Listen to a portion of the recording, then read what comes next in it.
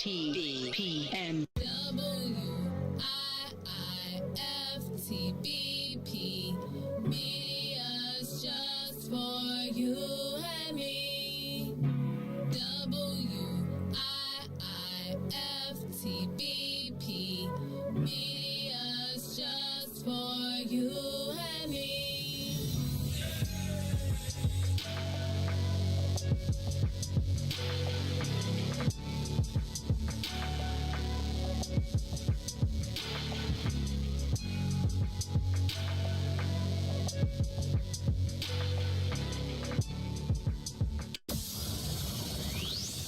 Shop at Black-owned and operated Solo Beauty, where you are appreciated and respected.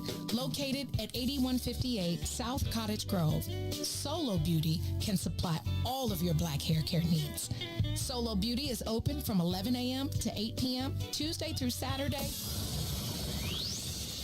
Broken screen? Crash system? Are you in need of spyware or virus removal from your computer?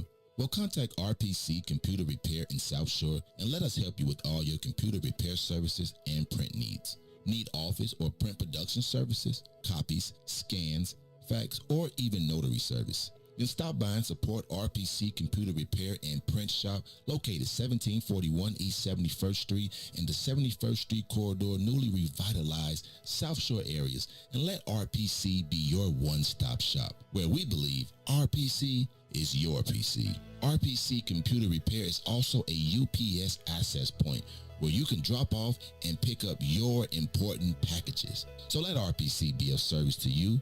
Call RPC Computer Monday through Saturday, 8 a.m. through 6 p.m. at 773-966-4457. That's 773-966-4457. Visit RPC at rpccomputeringinc.com for more information. Yeah, man. Ideas, man. Ideas. You don't have to find me. I'm walking right behind you. It's so clear to see that you wanna be free. You don't have to find me. I'm walking right behind you. It's so clear to see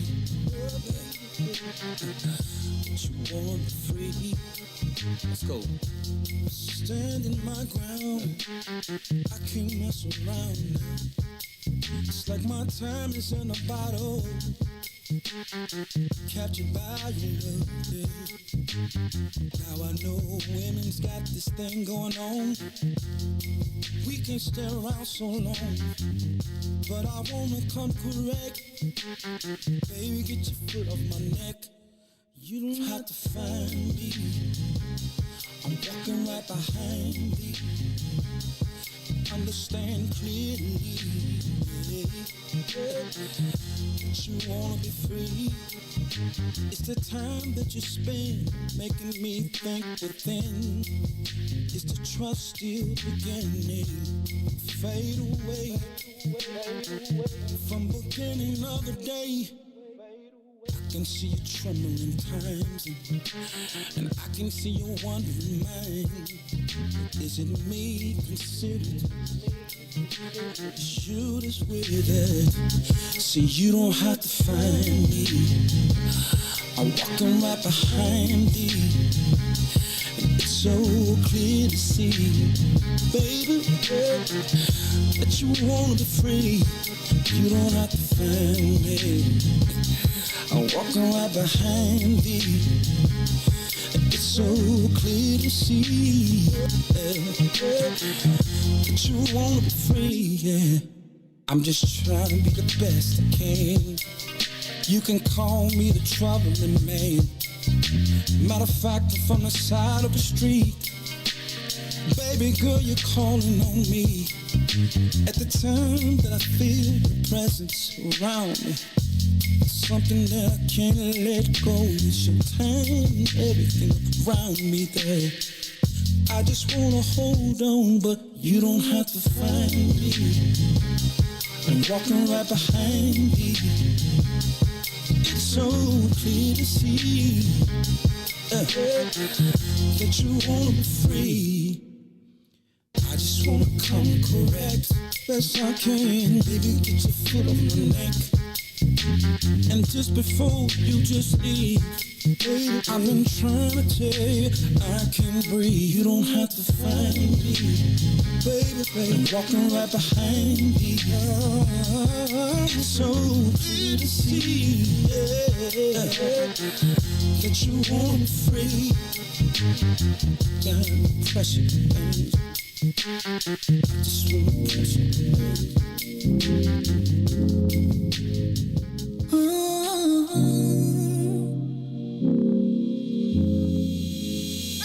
You see me, you see him, my best friend. He hold me down like ankles fighting the waves. Apply not to my crime, yeah, I do time. Till I'm with you, I be counting the days. Yeah, ooh, been through so many things, but we always get through. Yeah, ooh, it ain't always perfect, but it's worth it. This is deeper than the surface. If I said I didn't love you, you would not know I've been frontin'. Wiped all my scars away like it was nothing. Took the parts of me I tried to hide to make them something, something. Like it was nothing. Ooh, some magic, baby. Ooh, you know you drive me crazy. Ooh, you give me peace of mind.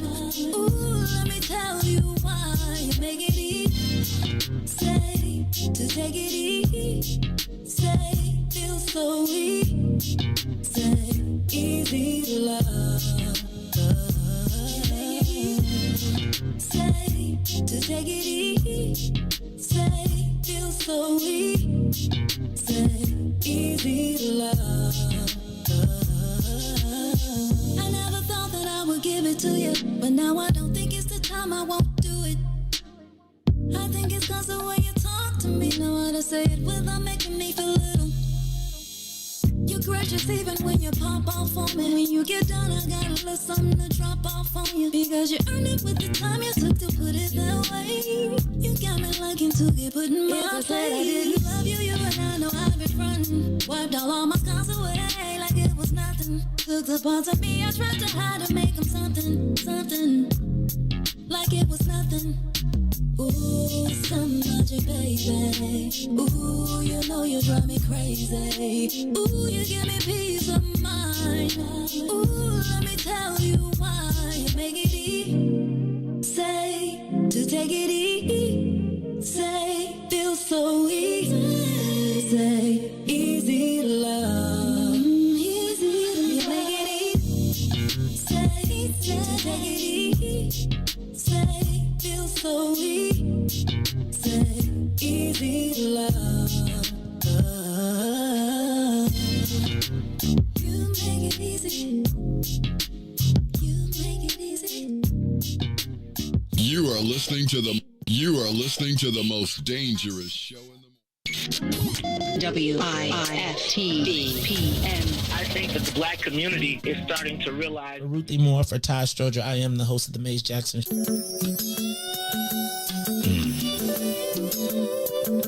You sure looking good tonight, baby. I just wanna make sweet love to you tonight, baby. Come on. If you don't mind, let me tell you. Hey there, sexy lady of my dreams. Can I have you here with me? I just wanna love you down. Yeah. I'm making you scream my name. Oh, loving your body. I'll be kissing your body. And I'll be caressing your body. Oh, baby, just come on. loving your body. I'll be loving, feeling your body. And I'm gonna touching your body all night, baby. Now I'm about to fulfill your fantasy. So come a little closer, bring your body to me. I'm trying to take my time, I won't rush at all, 'cause you deserve the best. I'm gonna love, I'm gonna kissing your body until the morning comes. Caressing your body, oh baby, just come on, loving your body, and let me feeling your body, and I just wanna touching your body. If you don't mind, baby, let me loving your body. I just wanna kissing your body. Don't stop me, baby, kissing your body. Oh, baby, come on, and let me feeling your body. Please, baby, touching your body.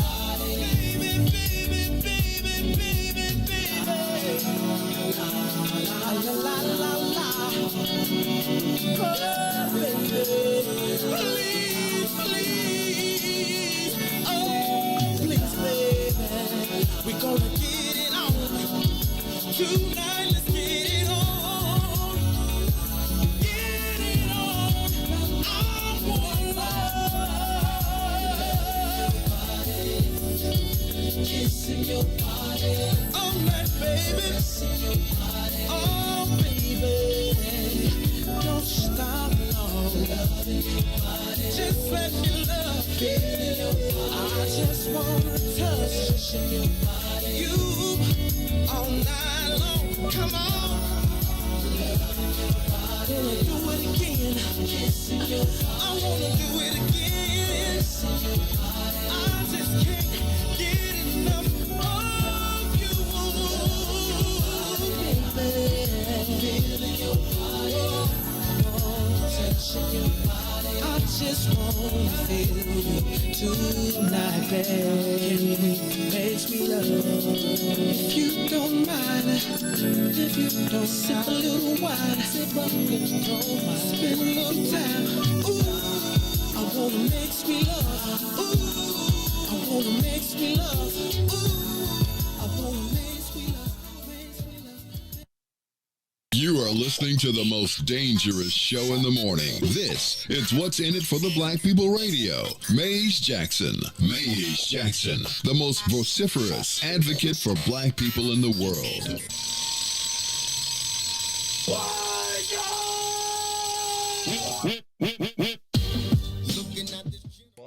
For Ruthie Moore, for Todd Stroger, I am the host of the Maze Jackson Show, asking every single day, what's in it for the black people? And if you don't like it, you can still tell them Maze said, Mayor Lightfoot, man, we ain't accepting that. We ain't accepting that. Let's go. Yeah.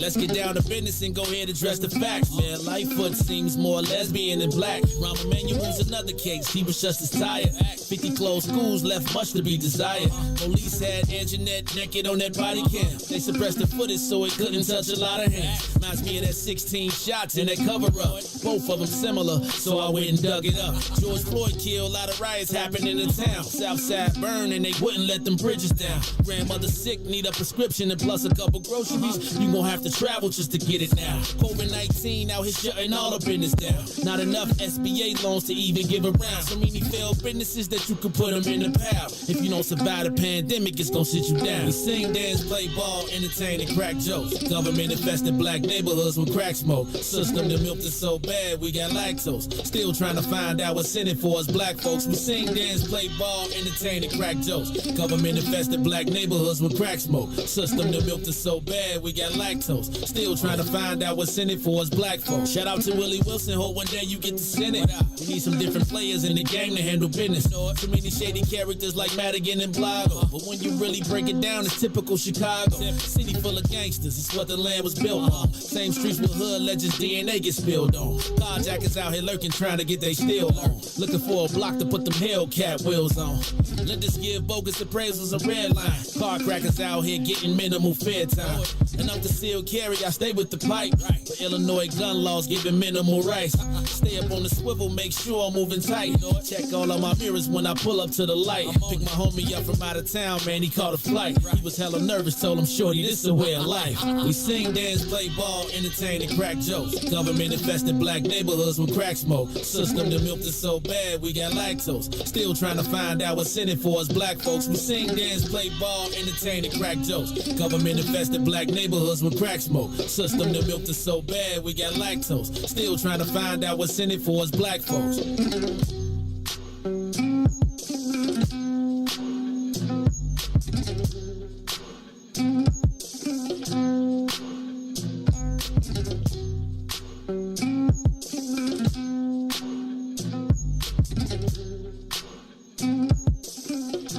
Wake up, Chicago! Wake up, world. This is the Maze Jackson Show. I'm your host, Maze Jackson. Got my co-host, Maze Jackson, in the building. You know how that goes. You know they be doing their own thing in the mornings. Ruthie Moore is still on her jungle mission to save the free world. Todd Stroger, we don't know what the heck he doing. He just be doing. Todd just be doing his own thing, whatever it is. I'd be like, come on, man. Todd, what you doing? He'd be like, you know, Maze, I was driving down the expressway, and really, I was just doing my thing.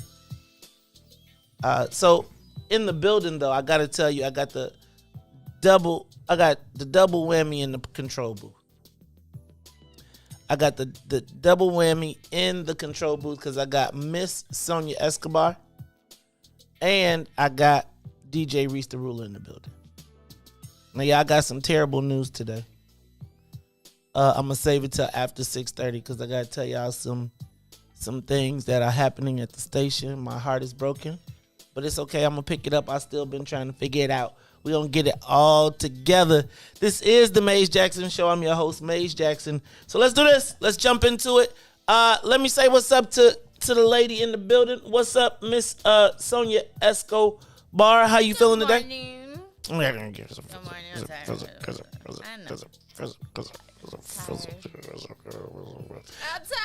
Shout out to DJ Reese the Ruler in the building. DJ back there working on the cameras right now, doing the finger action, making it all work. Did I say finger action? It must be Weeko Wednesday. Excuse me, Week Hizzo Wednesday. Oh, we're not on the radio, so it is Weeko Wednesday. So y'all check them out tonight. They're gonna be on from 8:30 to 9:30. I got the plastic ready for the chairs.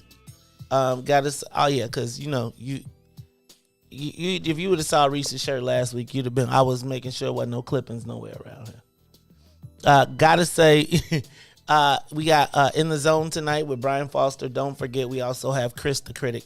We got a great Wednesday night lineup.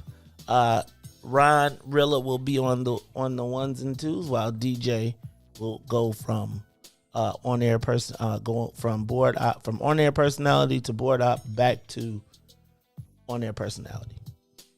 That's tonight. It's Wednesday. All right, y'all. Oh yeah. Let's do this because we don't know if Todd gonna come, but he got a plane. He got a helicopter. He can catch up to us. Let's do this. Let's get the Soul Plane up to 60,000 feet. We are up, and away. Let me tell y'all some headlines. I'm flying. I was thinking about going to to the game yesterday. The problem with the game yesterday was the shout out to the Bucks. Felt like a super spreader event to me. Looked like all of those, and in Wisconsin too, all of those, keeps all of those people. You know, Wisconsin is one of them places where they don't believe in vaccination, right? They don't believe in doing none of that stuff. And then it was like the whole city of Milwaukee was outside or inside of the arena. So if you went to the game yesterday, I'm just letting you know. Don't come around me till you get your COVID test. I seen a lot of y'all from Chicago posting. I was really thinking about going. My son was looking at me like I was crazy yesterday, though. Do y'all know this dude was literally thought we was getting ready to spend $800 for some tickets to sit in the new? I was like, dog, you out your rabbit. Carrie was like, it's some days where you just got to be like, no, just because. So we didn't go. We actually, though, we hung out last night. Hey, I went to, shout out to State Representative Cam Buckner. You mentioned that, yeah. Yeah, he was yesterday. You know, y'all ever seen football player that when they be trying to get swaggy? You know, I be feeling like the football players shouldn't do the English suit. You know, Cam like three. No, he got his stuff tailored, but you know, Cam like 350 wearing the English suit. I'm gonna tell you, I'm talking about you, Representative, because you know I had to ask questions when black men don't wear socks. You know, Reese, you ever wear shoes with no socks, like without being on the beach? Yeah, it's a look now. Nah, you gotta put the footies on or something down in the butt. Oh, your shoes be funky. I don't know. Do you guys put? I do. I'm gonna tell you, I'm not. I sure do. I sure do. They come in my box. I get a box every month of clothes, and I would never go to the store and buy them. But now that I have shoes like when I was on the beach, right?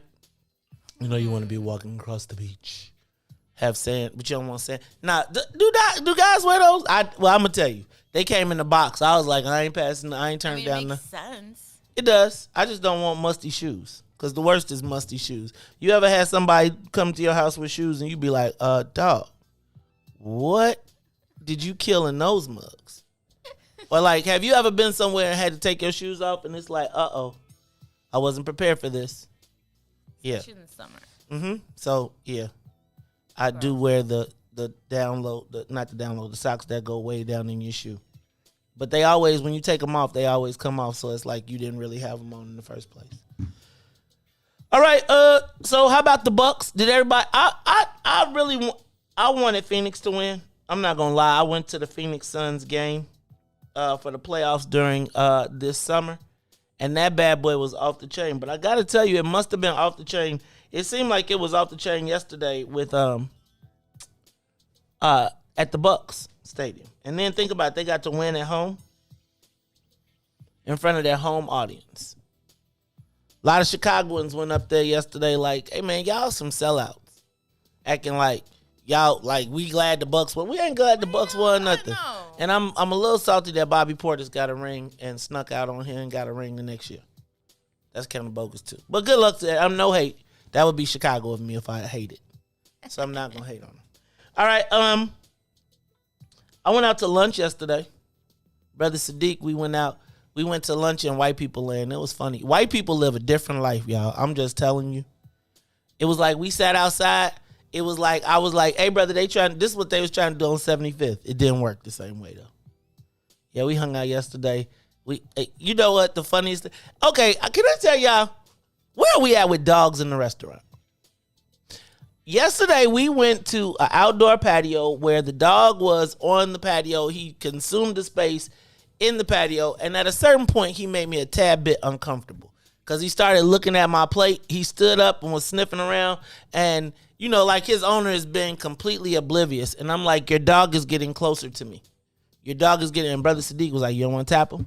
I was like, I'm trying not to be that guy, but really? Was it a service dog? No, it's a white people dog. Right, but it's just a dog. No, he wasn't blind. He was really obnoxious. Pet-friendly restaurant? Huh? You were at a restaurant. Yep. It was pet-friendly. Or was it just... I mean, it didn't have no sign. Clearly, it was pet-friendly. They was bringing the dog water. Yeah. Biscuits slopping around. I'm just telling you. I think it's unsanitary. What if I got allergies? And then, can I tell y'all something that caught me all the way off guard? I was just thinking about this. Do y'all realize that they have dogs are allowed in your hotel room? Yeah. And how do you... brewery and dogs were allowed, babies were allowed, and I'm like, Okay. Was this in Chicago? Yep. Well, white people got to be able to drink, because here's the thing: you could bring a baby to the bar in a white neighborhood because you could push a stroller. You can push a stroller. It's like a family affair. But that's a white family affair. Are we with dogs in the restaurants? Because I just don't. A lot of stuff is pet friendly, especially during COVID. I would seem like that would be more reason not to be pet friendly. Well, I'm just gonna tell you, Brother Sadiq was making fun of me like you want hit. I was trying not to be that guy. The dog had about one more step, and then I was getting ready to be like, and I just people keep your dog away from people who don't have and then the white people around them was encouraging them. Oh, look at him! What kind of dog? Like, could y'all have a dog section then? Could y'all just go sit in the dog section? What I did find funny though was white people were way more accepting of dogs coming to the restaurants than they were us. Think about when the dogs became human, they just had a spot at the restaurant. It took black people like 100 years after slavery to get to the table. I have friends who are choosing not to have children and have dogs, but their dogs are their children. Okay. I'm talking about, like, we're checking in on daycare. I'm here to tell you. Let me tell you. A dog has a finite value to me. $500. Anything over $500, we starting over. Yeah, that's it. That's just it. I'm used to it where I go. I mean, it's $500. Look, the dog got a $500 ailment, and that's aggregate. That ain't one time. You got $500 over your life. Serious? I didn't know. We starting over. Dog's teeth actually fall off. Oh, we got to start over. If it costs more than $500, we're starting over. We're starting over. I'm just saying just don't go where it's pet friendly. What's not pet friendly? That's what you're gonna get. The only place I ain't black people be like, I'm not with the dog in my joint. I don't want dog hair. I'm gonna be honest. I don't want dog hair when I eat. Next thing they gonna start letting cats in, then I'm really gonna be through. The brewery, after 2 drinks, you're like, oh, nah, I don't want to pet your dog. I want your dog away from me, and let me just be. And I'm not an anti-dog person. I just am anti everybody else's dog. I love Rottweilers. I do too, but I don't love anyone else's. Everything else. Yeah, no. All right. COVID rates up 70% in the city of Chicago right now, even as they push forward with Lollapalooza. We're going to talk about that a little bit later. Devontae Anderson, arrested in Chicago. In case you don't know who he is the third person who was suspected in the murder of Jaslyn Adams, the 7-year-old who was killed in the McDonald's drive-thru. He was found it's been 3 months. He was found in Chicago. Now my question becomes: who held on to him? Really, in Chicago? Who protected him for all of that time? That's what I gotta ask.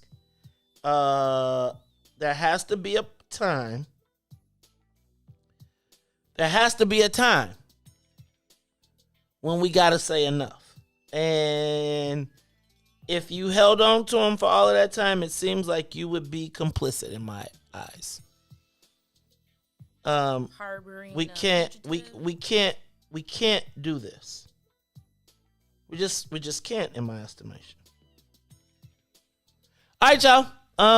So Devontae, his name again, Devontae Anderson, arrested for the murder of 7-year-old Jaslyn Adams. And guess this, what the crazy part was? You know how they caught him? Facebook. Because ninjas can't stay off Facebook. And then they found an Instagram live of the event. That's how they're catching a lot of people now. Crazy. All right. Pritzker administration is sued in federal court over the cannabis laws. The slave masters want their slave master clause back in the deal. They are ticked off. Some people from Michigan, they said they're going to sue. I said, just like this, y'all going to have to just tell people, sue me. Because y'all better let these people get their money. Kurt Jones. Do you all remember Kurt Jones? If you've been following us for years, Kurt Jones was the principal at Franklin Fine Arts Academy that I told you all about, that was harassing the black people, that was doing way too much. Remember I told you about remember he was the gay principal who adopted a black kid, and so he felt like he could just talk to black people any kind of way. Then he threw the bottle at the cafeteria worker and busted her head, broke her nose, all that good stuff. Well, he is in criminal court right now. Criminal court. I just need to tell y'all, I told y'all though. Y'all didn't want to hear me. I told you, I told Janice, I told everybody the dude was crazy. Didn't nobody want to hear me. Now he in court. The Maestradama strikes again. Look, I want to welcome the WBGX 1570 AM audience. If you are joined us, you are with us on Facebook, on YouTube, on TuneIn, now on WBGX 1570 AM, as well as you can join us on Twitch and on Periscope. All of those outlets. Look, we're going to take a quick break, and then when we come back, we are going to do a little news, traffic, and weather. We're going to get a little news, traffic, and weather, and a little music. Wait. Let's get a promo, news, traffic, and weather, and then we'll be right back with the Maze Jackson Show. I'm your host, Maze Jackson. The Maze Jackson Show will be back after this break. Shop at Black-owned and operated Solo Beauty, where you are appreciated and respected. Located at 8158 South Cottage Grove, Solo Beauty can supply all of your black hair care needs. Solo Beauty is open from 11 a.m. to 8 p.m., Tuesday through Saturday. Introducing your trusted source for high-quality black emojis, better known as Blackmoji. We believe black is beautiful, and that beauty should be reflected in the digital market. Now there is an app that does just that, starting with Black Greek letter organizations. Blackmoji D9 offers more than an emoji app. It is a cultural experience of black excellence. Download the app in the Apple or Google Play Store to access a specially curated catalog of emojis representing the Divine Nine. Use the emojis to celebrate Black Greek events, acknowledge current events, support social causes, and learn about esteemed Black Greek members who blaze the trail of Black history. A portion of every subscription goes toward a scholarship fund specifically for members of Black Greek letter organizations to help keep the legacy alive. Download the Blackmoji app today.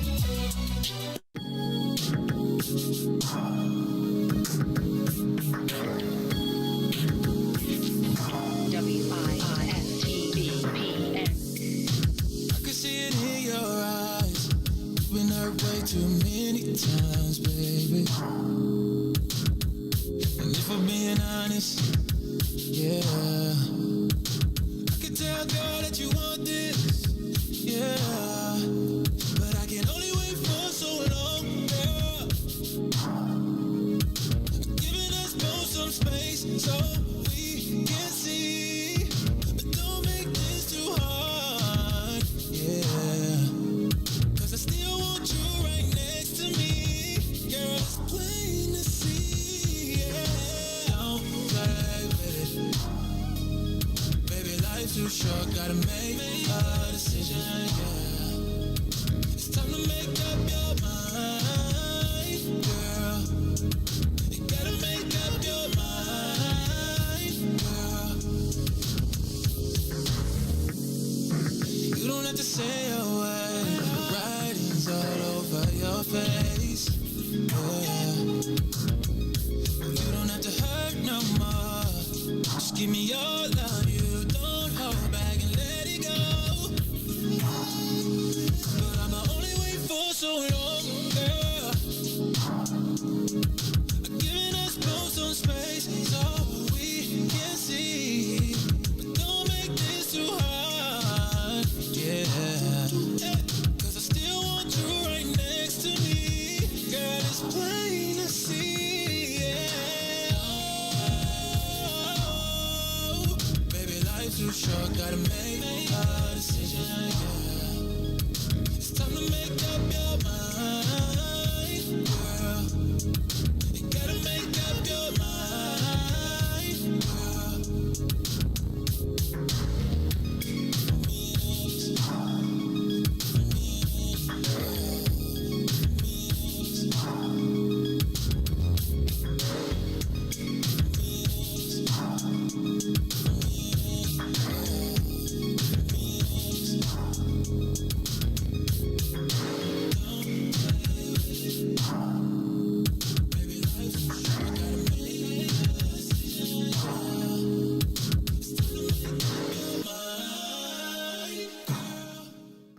And now, traffic and weather.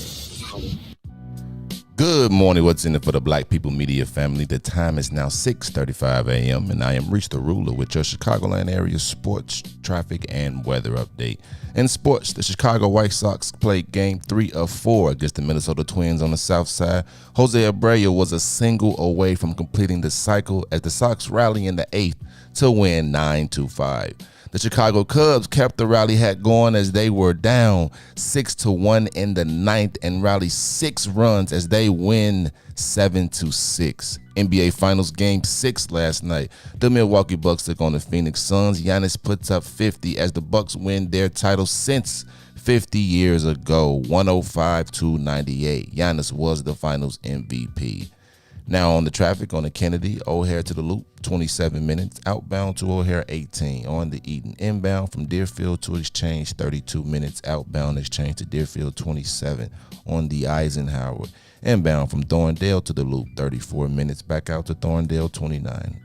Stevenson, inbound from I-355 to the Dan Ryan, 34 minutes. Back out, 33. Bishop Ford from I-80. Inbound to the Dan Ryan, 45 minutes. Outbound, 28. Dan Ryan, 17 minutes to the Loop, 15 minutes to 95th. In the weather, it is currently 66 and mostly cloudy. Today will be a high of 73 and a low of 64. I'm Reach the Ruler. Now back to the Mays Jackson Show. Back to the Mays Jackson Show.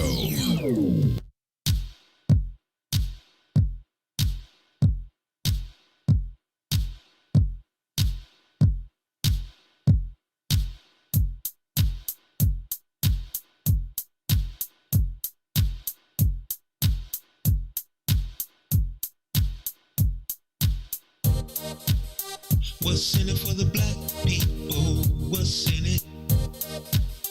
What's in it for the black people? I'm in it.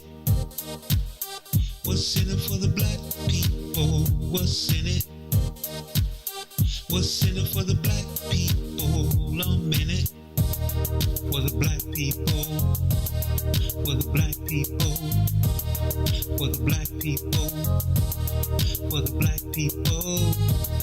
For the black people, for the black people, for the black people, for the black people.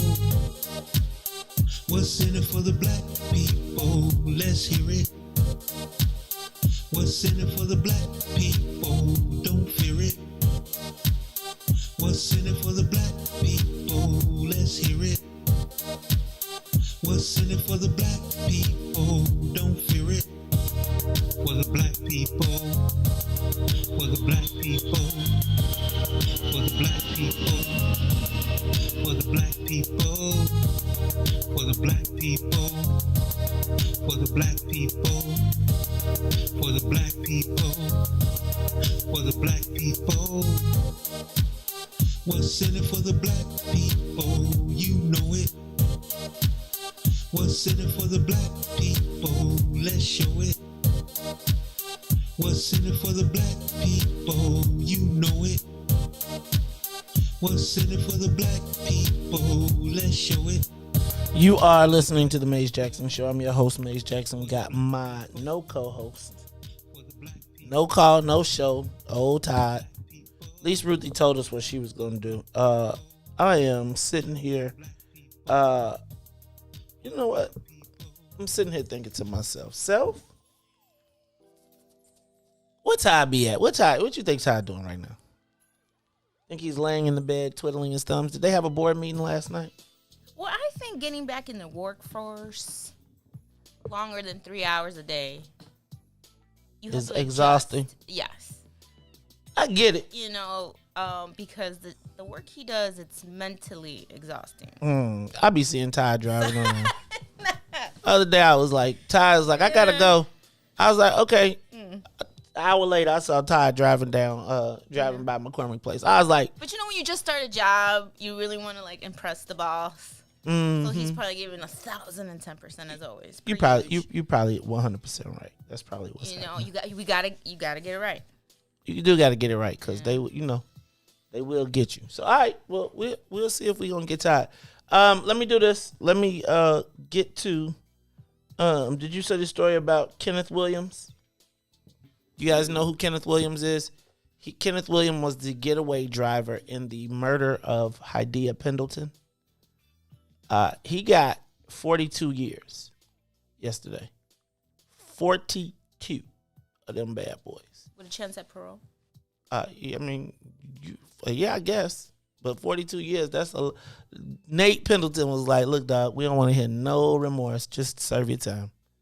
Do your 42 and don't even... I don't blame him. I don't blame him not one bit. I know we want to have... It's like there's also so many times to me there's more sadness for the person who lives, who did the murder, than it is for the people who died.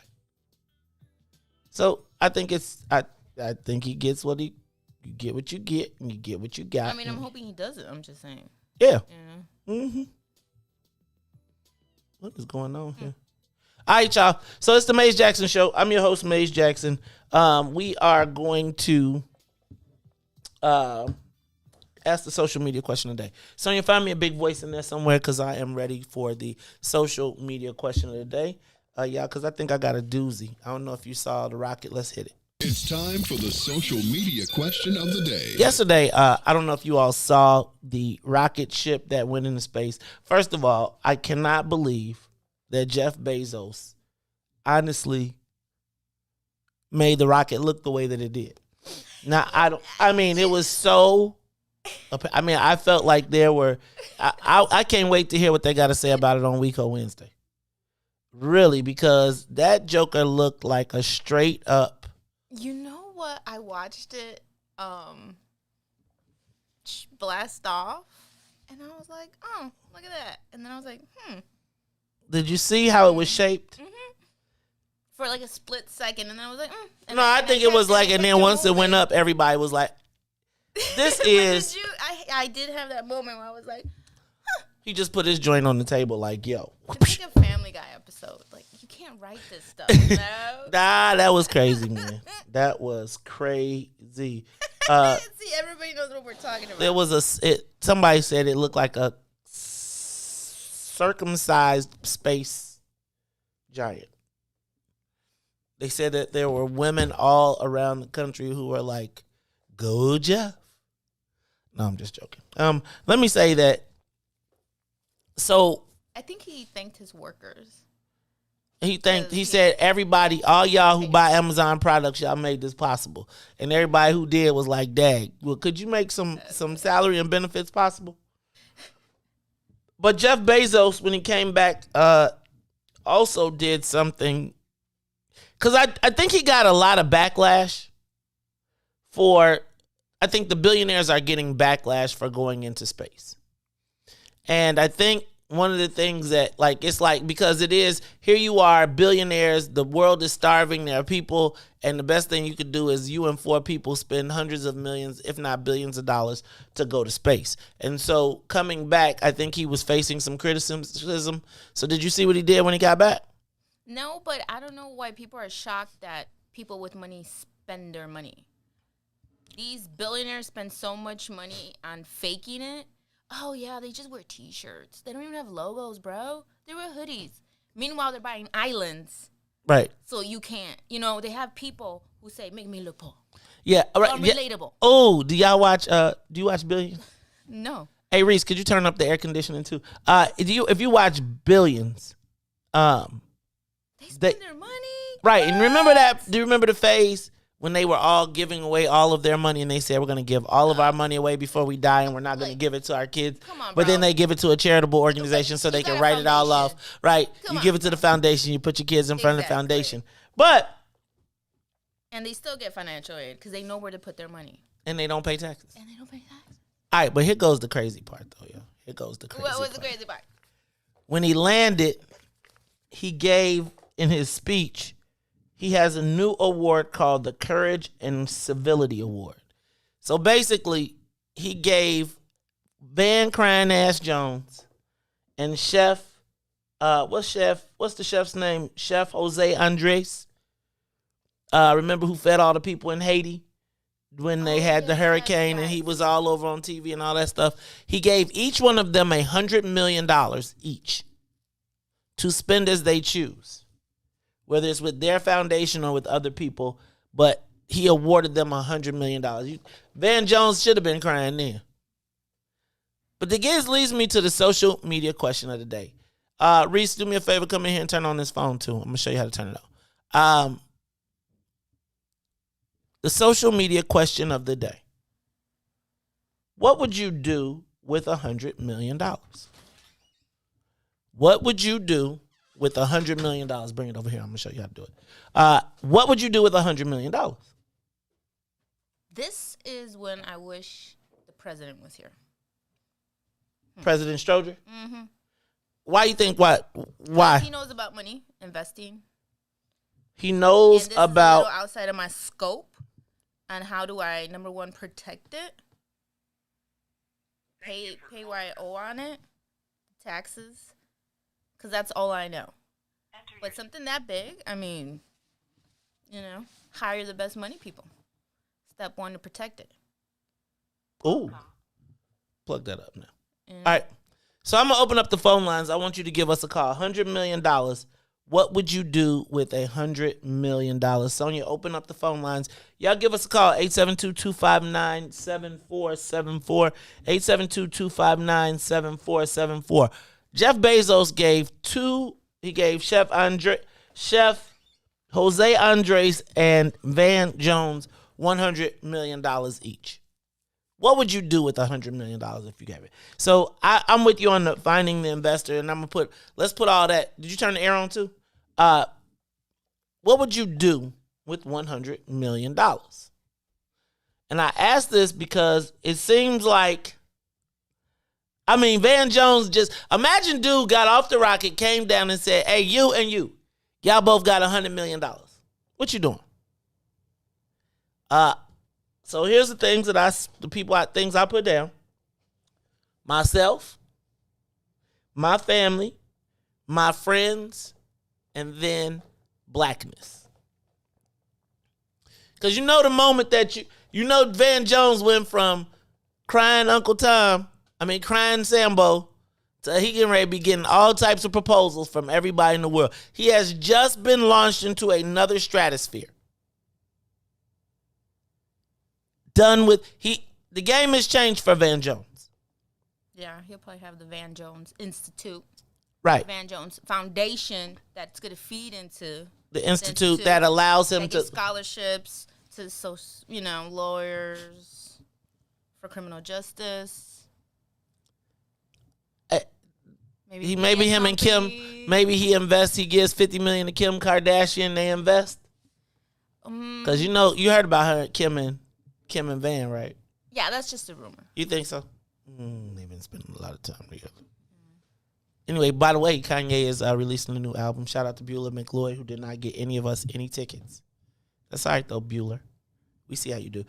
So, $100 million. Phone lines are open. Give us a call. 872-259-7474. First thing I'm doing is making sure I'm straight. I'm putting my mask on.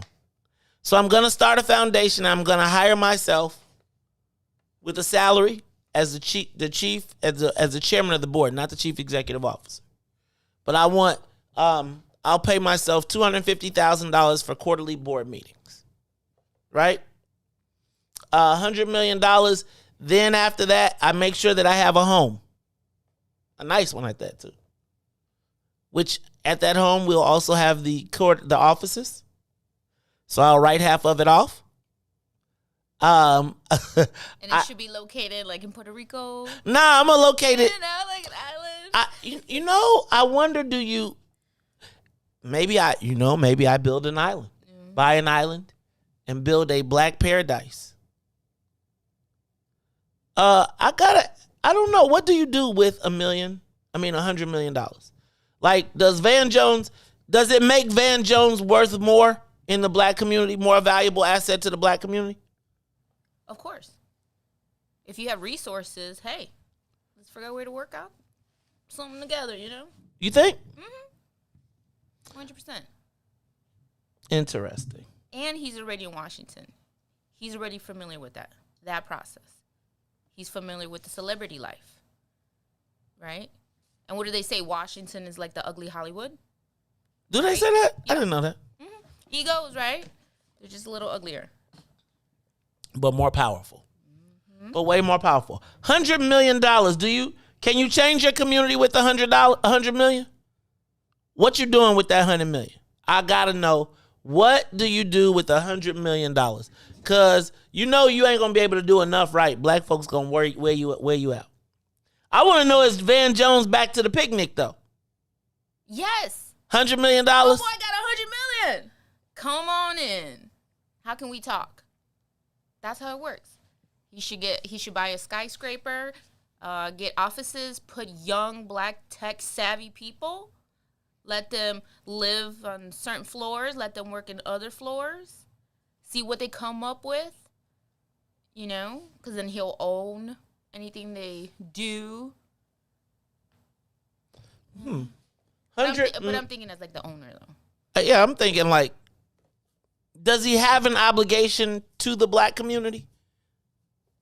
With $100 million, what is his obligation? How much of that? I mean, does the black community embrace him? I think y'all curse him out every time he cry on TV. Yeah, but does he have to? You know how it works. Sometimes. Remember, he was cool with Trump though. But listen, to get things in the real world, you gotta play politics. And now he doesn't have to talk to certain people if he doesn't want to. Now he has that luxury, right? $100 million. I'm interested to see what y'all think. What would y'all do with $100 million? How much do you owe black people? Like how much of that $100 million should he have committed? Like how much does he have to do for the community, for black folks? Well, why don't we are black people entitled to any of that money? Like, what if he decides he doesn't want to fund black specific? Well, I mean, just look at a different model and see what other people did. Like, maybe Black Lives Matter, They got rich. They bought a house. And see, like, okay, well, their mansion was this much. Nope. So then maybe. Does Van Jones owe black people anything?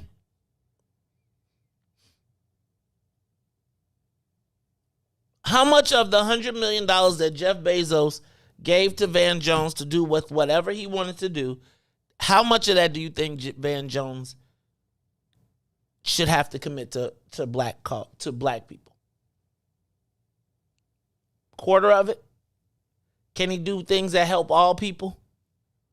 And by default? See, this is kind of one of those things where I was just thinking about how everybody is, how we do black folks that have different opinions. And then now you got $100 million that could change a lot of people. Y'all called him every type of yellow belly sucker, crybaby. $100 million. Now, does he have biracial kids? Probably. He got an ugly wife though. Excuse me. Let me back up. Oh yeah, I think when he got in the chem class, he was like, yeah, if I got a shot at this, $100 million, he's getting divorced. Oh, he's getting divorced. Either that or he gonna put her on an island of her own. Because I think I saw pictures of old girl and she was not. What is his obligation to black people? He got $100 million. How much does he owe? Give us a call. 872-259-7474. 25% to black causes. Can he go be free? We got any calls? Because don't nobody want to touch that. $100 million does that $100 million make him one of the most influential black people in the country? Automatic. You think so? Mm-hmm. And I'm being real, okay? I know we live in this world where it's like, no, I wouldn't talk to him. Come on, man. But it's like, look. $100 million. Real money? $100 million, everybody in this mug sitting down. Van Jones come, y'all sitting down having a meeting. And you getting ready to pitch your wares. Yep. I don't know, man. It's interesting to think. I just think about like $100 million. I really do wonder how much of that $100 million does he owe back to black? Like if he was to say, I want to cure cancer. No black tag, no nothing. I just want, not sickle cell. I just want to put my money at the Harvard University to allow. Does he have to do something with somebody black? Well, he's made this whole narrative of being a social justice warrior.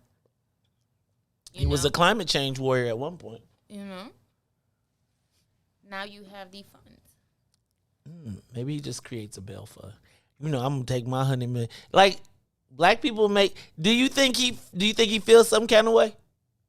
Like, I mean, come up, look. I get $100. I'm like, order anything you want. Does money make you influential? 100%. I don't like people, but I talk to them if they have money, because I need it for what I need it for. Who can I help? It's very immigrant mentality. You don't get a dream. Get money, and then you'll get a dream. Wait, say that again? Get money, then get a dream? Right. It's not, I'm going to work and the money shall come. No. Get your money, and then you'll be able to do and help who you want. I think we often have that backwards in our community. I think that one of the things that people often mistake, one of the things that my mentor always says is that black folks always think social service first. I told you about this. About how can I start a nonprofit? I want to start a foundation. But the Ford Foundation was created because they had so much money that they had to do something to give back. And I think we've got this disdain we have this romantic disdain for money. How do I put this? It's a romantic disdain. Yeah, like, money is not bad. It doesn't make you an evil person. What it is, here's the thing. Don't be scared of it. This is what I think. I think when you can't get it at the levels that you want, when we can't have things, when we don't have the capability to access things, we demonize them. And I think we need money to move. I just think about Adam Hollingsworth. Who you gonna call? The Pope? Who you gonna call? The Pope guy? Who be like, man, remember we was talking about Tanyasha yesterday? And people were saying, I can't believe her parents didn't get her out for $4,000. And I was like, man, $4,000 might as well be $4 million to some people. And look at the cost of not having money. Look, I want y'all to give us a call, 872-259-7474. 872-259-7474. $100 million. What are you doing? Let's go to Grace.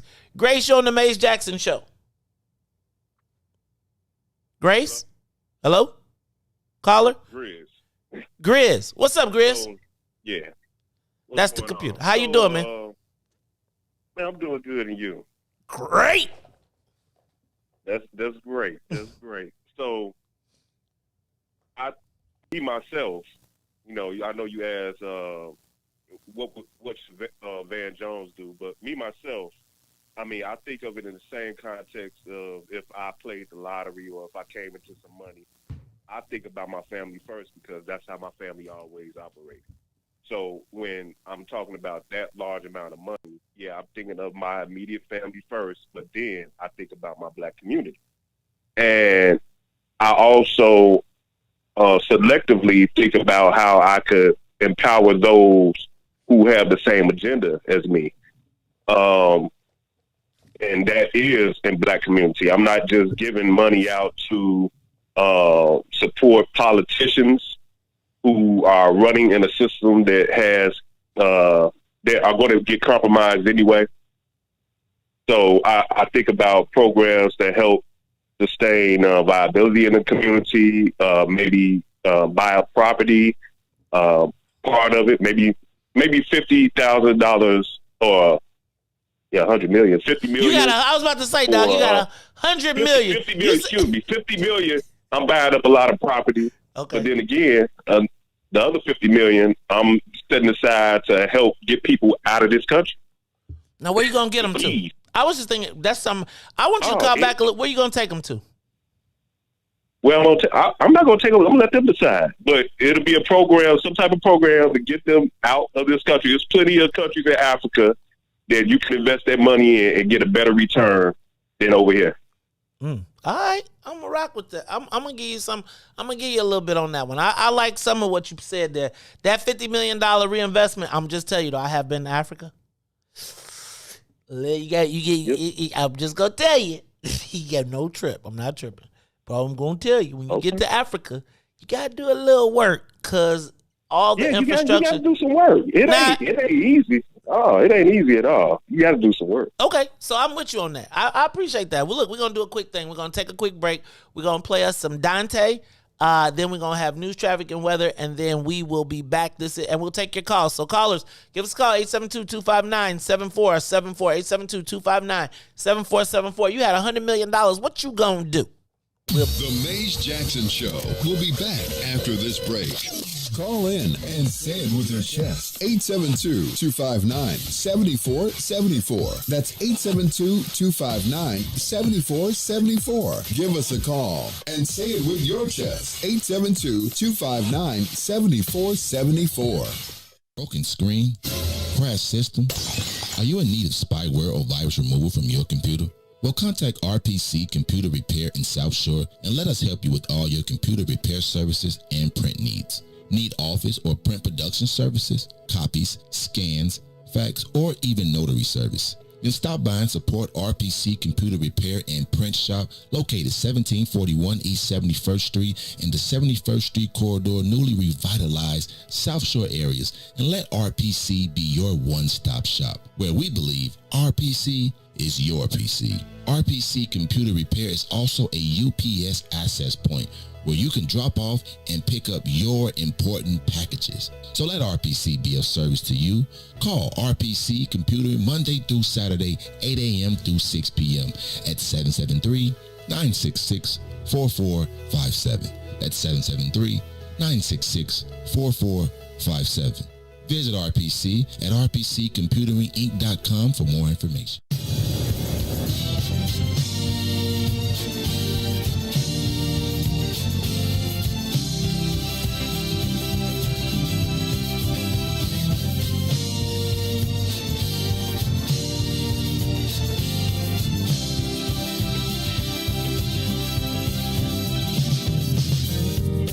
What about my love? Seems you have forgotten love. I do believe that something went wrong somewhere.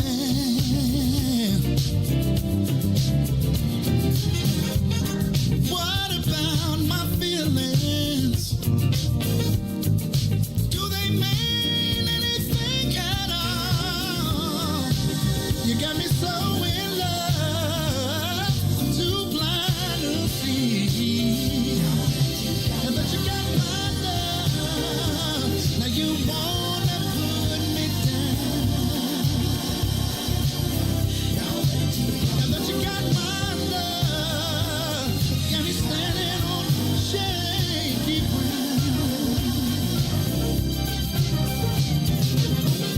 What about it, baby? What about the days and the nights we spent? What about the love we made so sweet? Are you sure you wanna live? Think it over, baby. Girl, I believe. I think you just might wanna change your mind. Now that you got my love, you don't need to come around. Now that you got my love, got me standing on shaky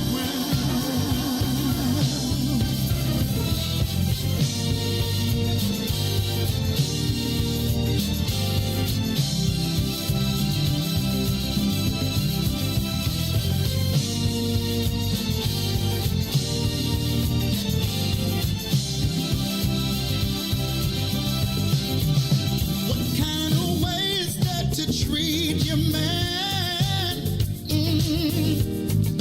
When I gave all that I never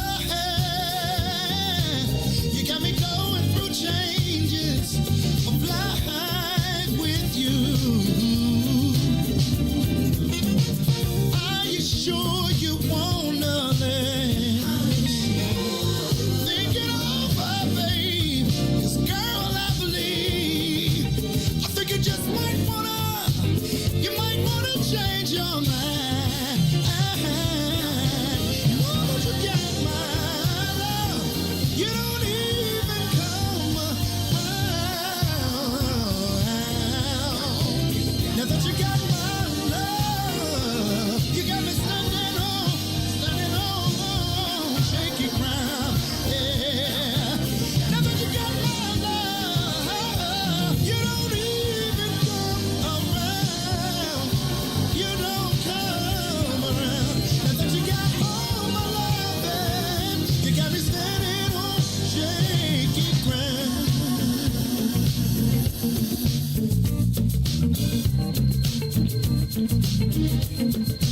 Put your hands together. Put your hands together.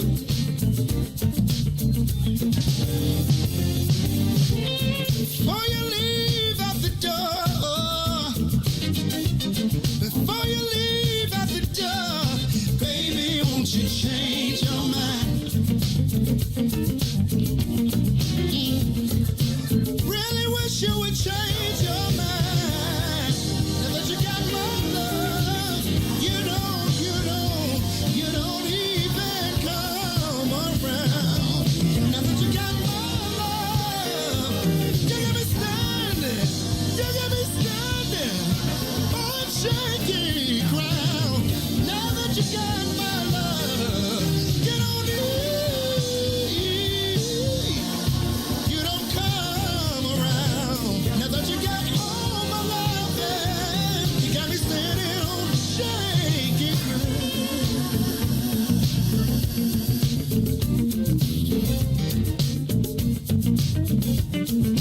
Put your hands together. Put your hands together. Oh my! I had a conversation with her. This is how it went. Before you leave out the door, before you leave out the door, baby, won't you change your mind?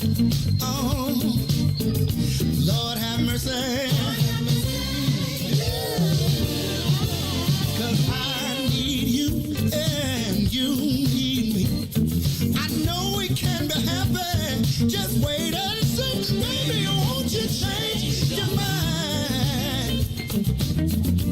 I'll do better if you change your mind. Now that you got my love, you don't even come around. Now that you got my love, got me standing on shaky. Now that you got my love, you don't even come around. Now that you got my love, you got me standing on shaky ground.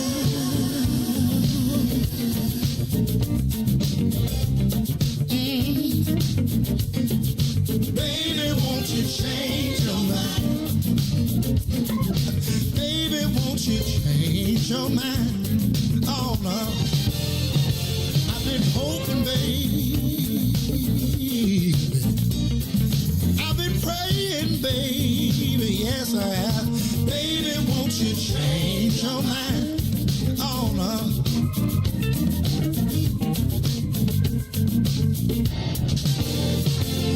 I've been hoping, baby. Yeah. I've been praying down on. And now, traffic and weather. Good morning. What's in it for the Black People Media family? The time is now 7:09 a.m. and I am Reach the Ruler with your Chicagoland area sports, traffic, and weather update. In sports, the Chicago White Sox took on the Minnesota Twins on the south side. Jose Abreu was a single away from completing the cycle as the Sox rally in the eighth to win 9-5. The Chicago Cubs keep the rally going last night as they were in action against the St. Louis Cardinals. Down 6-1 at the top of the ninth, Cubs scored 6 runs to get a well-needed win. 7-6. That's right, Sonia. NBA Finals last night, Game 6, Bucks versus Suns. Giannis puts up 50 at the Bucks win, 105-98. Giannis Antetokounmpo was the Finals MVP. Now on the traffic, on the Kennedy, O'Hare to the Loop, 29 minutes. Outbound to O'Hare, 18. On the Eden, inbound from Deerfield to Exchange, 36. Outbound Exchange to Deerfield, 27. Eisenhower, inbound from Thorndale to the Loop, 36, back out to Thorndale, 31. On the Stevenson, inbound from I-355 to the Dan Ryan, 36 minutes. Back out, 33. Bishop Ford from I-80, inbound to the Dan Ryan, 40 minutes. Outbound, 30. Lakeshore Drive, inbound from 55th to Jackson, 8 minutes. Outbound to 55th, 7 minutes. On the Dan Ryan, 17 minutes to the Loop, 15 minutes to 95th. On to the weather, it is currently 67 degrees. It'll be mostly cloudy. Today, expect a high of 73 and a low of 64. Now, back to Maze on the Maze Jackson Show. You are listening to the most dangerous show in the morning. This is What's in It for the Black People Radio. Maze Jackson. Maze Jackson, the most vociferous advocate for black people in the world.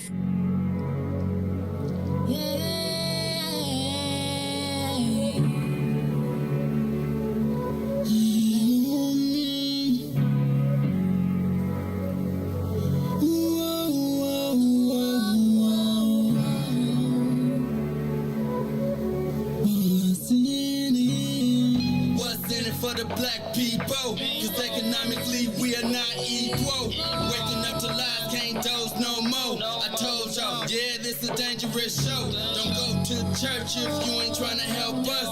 Don't even try to be around and can't protect us. We see the lies, not other politicians. We need money and no symbolism. It's Maze, it's Sonia, and Ruthie and Todd, explaining how we all come from God, giving us tools to beat the odds. If we united, our movement gon' stop. If they ain't tryna help us, they ain't tryna do nothing. We gotta do something, we gotta stop running. It's time to confront the problem. Really, you expect your oppressed to solve them.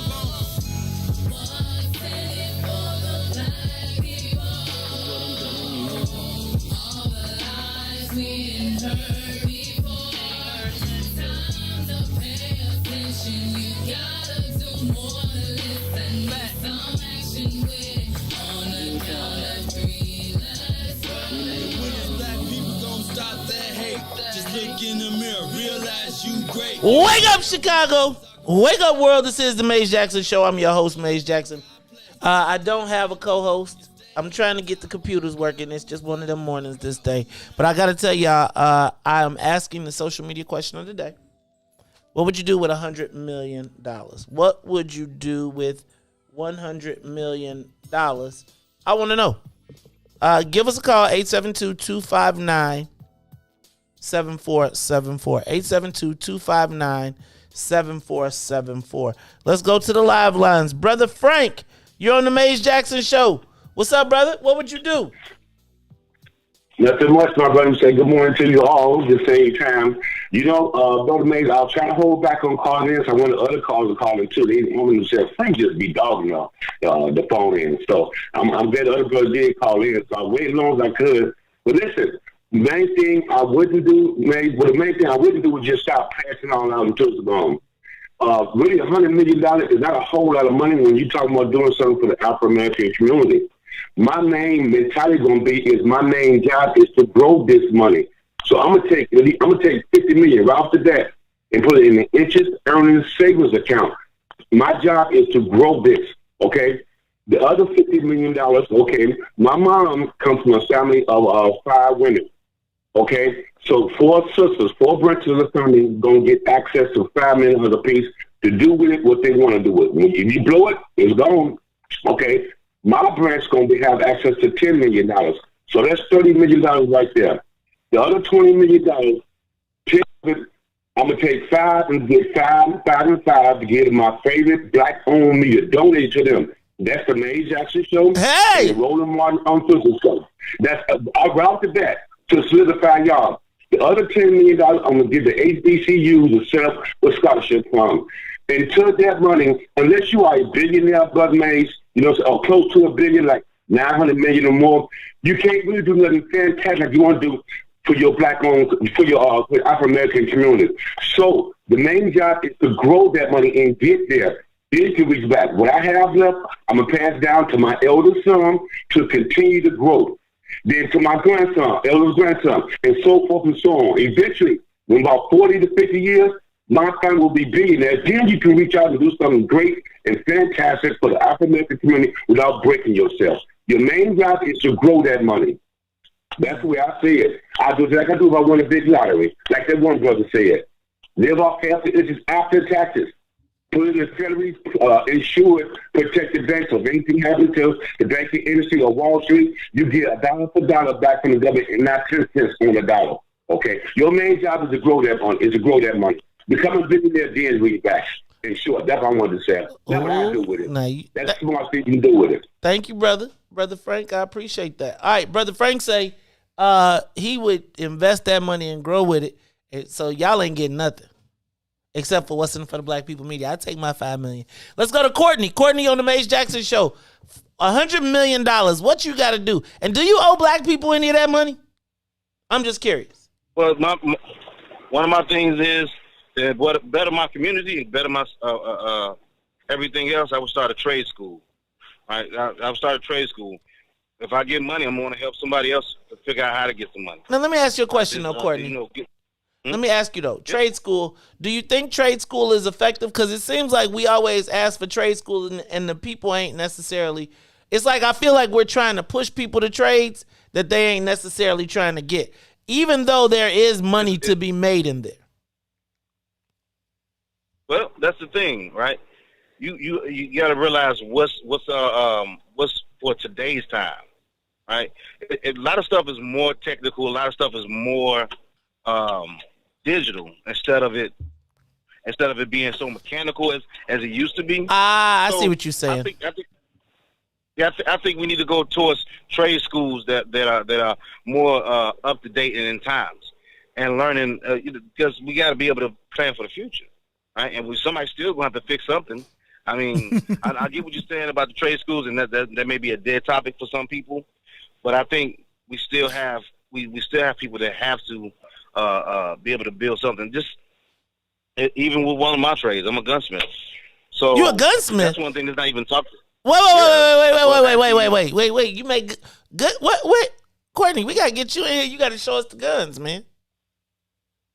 Well, you know, we already talked because I'm the president of 761st Gun Club. Look, you know what? Okay, I've been you have. Can I just tell y'all what? Courtney has been on me, and it's like you got to get my cell phone number because it's like we be doing too much through social media, and I don't necessarily always go back and forth. Sonia, can you write his number down off that? Write his number off that thing. Courtney, I'm gonna call you. You a gunsmith. We got to get you in here. I know, and you know, 761st is. You know, I got love for the 761st, man. Y'all showed me love all the way, way back in the beginning. So let's make sure that we get that coordinated. Thank you, brother. Gunsmith, though. So you say you gonna teach people how to make stuff that we need now. Fix computers, fix typewriters, fix computers, coding, all of that type of stuff, huh? Oh yes, computers, coding. Guns, no matter how much, you know, a lot of people like to downplay or say about guns, you got to think about it. That's still a trade, and still for somebody to learn how to fix guns and learn how to even modify them, how to do whatever you can, you know, for firearms. So that's one of the things I try to preach and teach to a lot of my students that I get. I'm also an instructor with the NRA and USCCA, so a lot of times I have a better understanding about firearms than some instructors. I'm not going to say all because there's a lot of instructors out there that know phenomenal stuff, right? But there's some instructors that come into the game, they don't know anything about firearms. They just know how to teach people how to shoot them. Even when I was in the Marine Corps, all I knew how to do was shoot them. I never knew how to fix it. But I always had that curiosity as to how do I take this apart, put this back together. You know, it's about the mechanicalism. And I think that's something that can be passed down from generation to generation. All right. I'm going to rock with that. I'm going to rock with you on that. I appreciate that, Courtney. Thanks for calling. Write his number down because I got to get Courtney in here to talk about 761st. He made a great point about how the trades are becoming more tech. Mm-hmm. Mm-hmm. integrated. And now it. So true. And they doing all that. We need to be on the 3D printers and all of that because the kids are now, they're printing 3D houses. Like where they give you the pieces already printed on a giant 3D printer. I mean, my dad's building a home and I saw like the plumbers by the pipes, and it's so true. They had a computer and it was just the wires and they were able to detect everything. Yeah, man. Wow, yeah. And it's smart home. So everything's smart. The problem with the smart home is, though, when somebody hack you, you be feeling real dumb. Nah, they already know everything about me. What do you want to say? Oh, they gonna turn on your camera, Sonia. You like, you want a show? I give you a show. Huh? They already be turning on your cameras. And you know what? There's a company that is telling their people that for home inspections, they're going to share the information with insurance companies. So that's kind of... What? Oh, that ain't cool. That is certainly not cool. Trades, that's good money. Oh, Lord. 6:35 a.m. Huh? All right, y'all. It's the Maze Jackson Show. I am going... Oh, we got another caller. Caller, you on the Maze Jackson Show. $100 million. What you doing, and how much of that money do you owe black people? Hey, top of the morning, brother. We owe a lot, quite a bit, man. If you're conscious, you owe them a bit of a percentage. I'm definitely rocking with the brother that said the trade school. That is my thing, man. I would definitely create a facility, getting guys trained in appliance repair, and leveraging whatever. And I like what he brought up about the guns. Leverage that, man. And one thing I would do, man, I would get the court system to give me all the guys that look like me that are failing. Leverage it where these guys are at. Guys are struggling out here, man. There's a brother from North Carolina, man, that you need to get on the show one day, just like that brother. Appliance boot camp. I mean, man, he's taking brothers, man, showing them how to do appliance. And these guys out here making $80,000, $90,000 coming from $7,000. So definitely within the appliance deal. And like I tell my sons, man, when they went through the training, hey, man, even if you don't use it, you got it under your belt.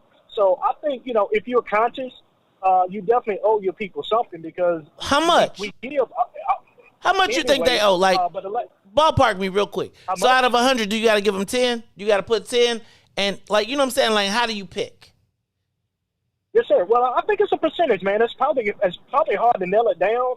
Once you, I guess, if you back an investment and you support it until you can bring investors on, I mean, commit $5-6 million, but I think you got to give that man a fish instead. You got to train that man to fish instead of giving it to the community.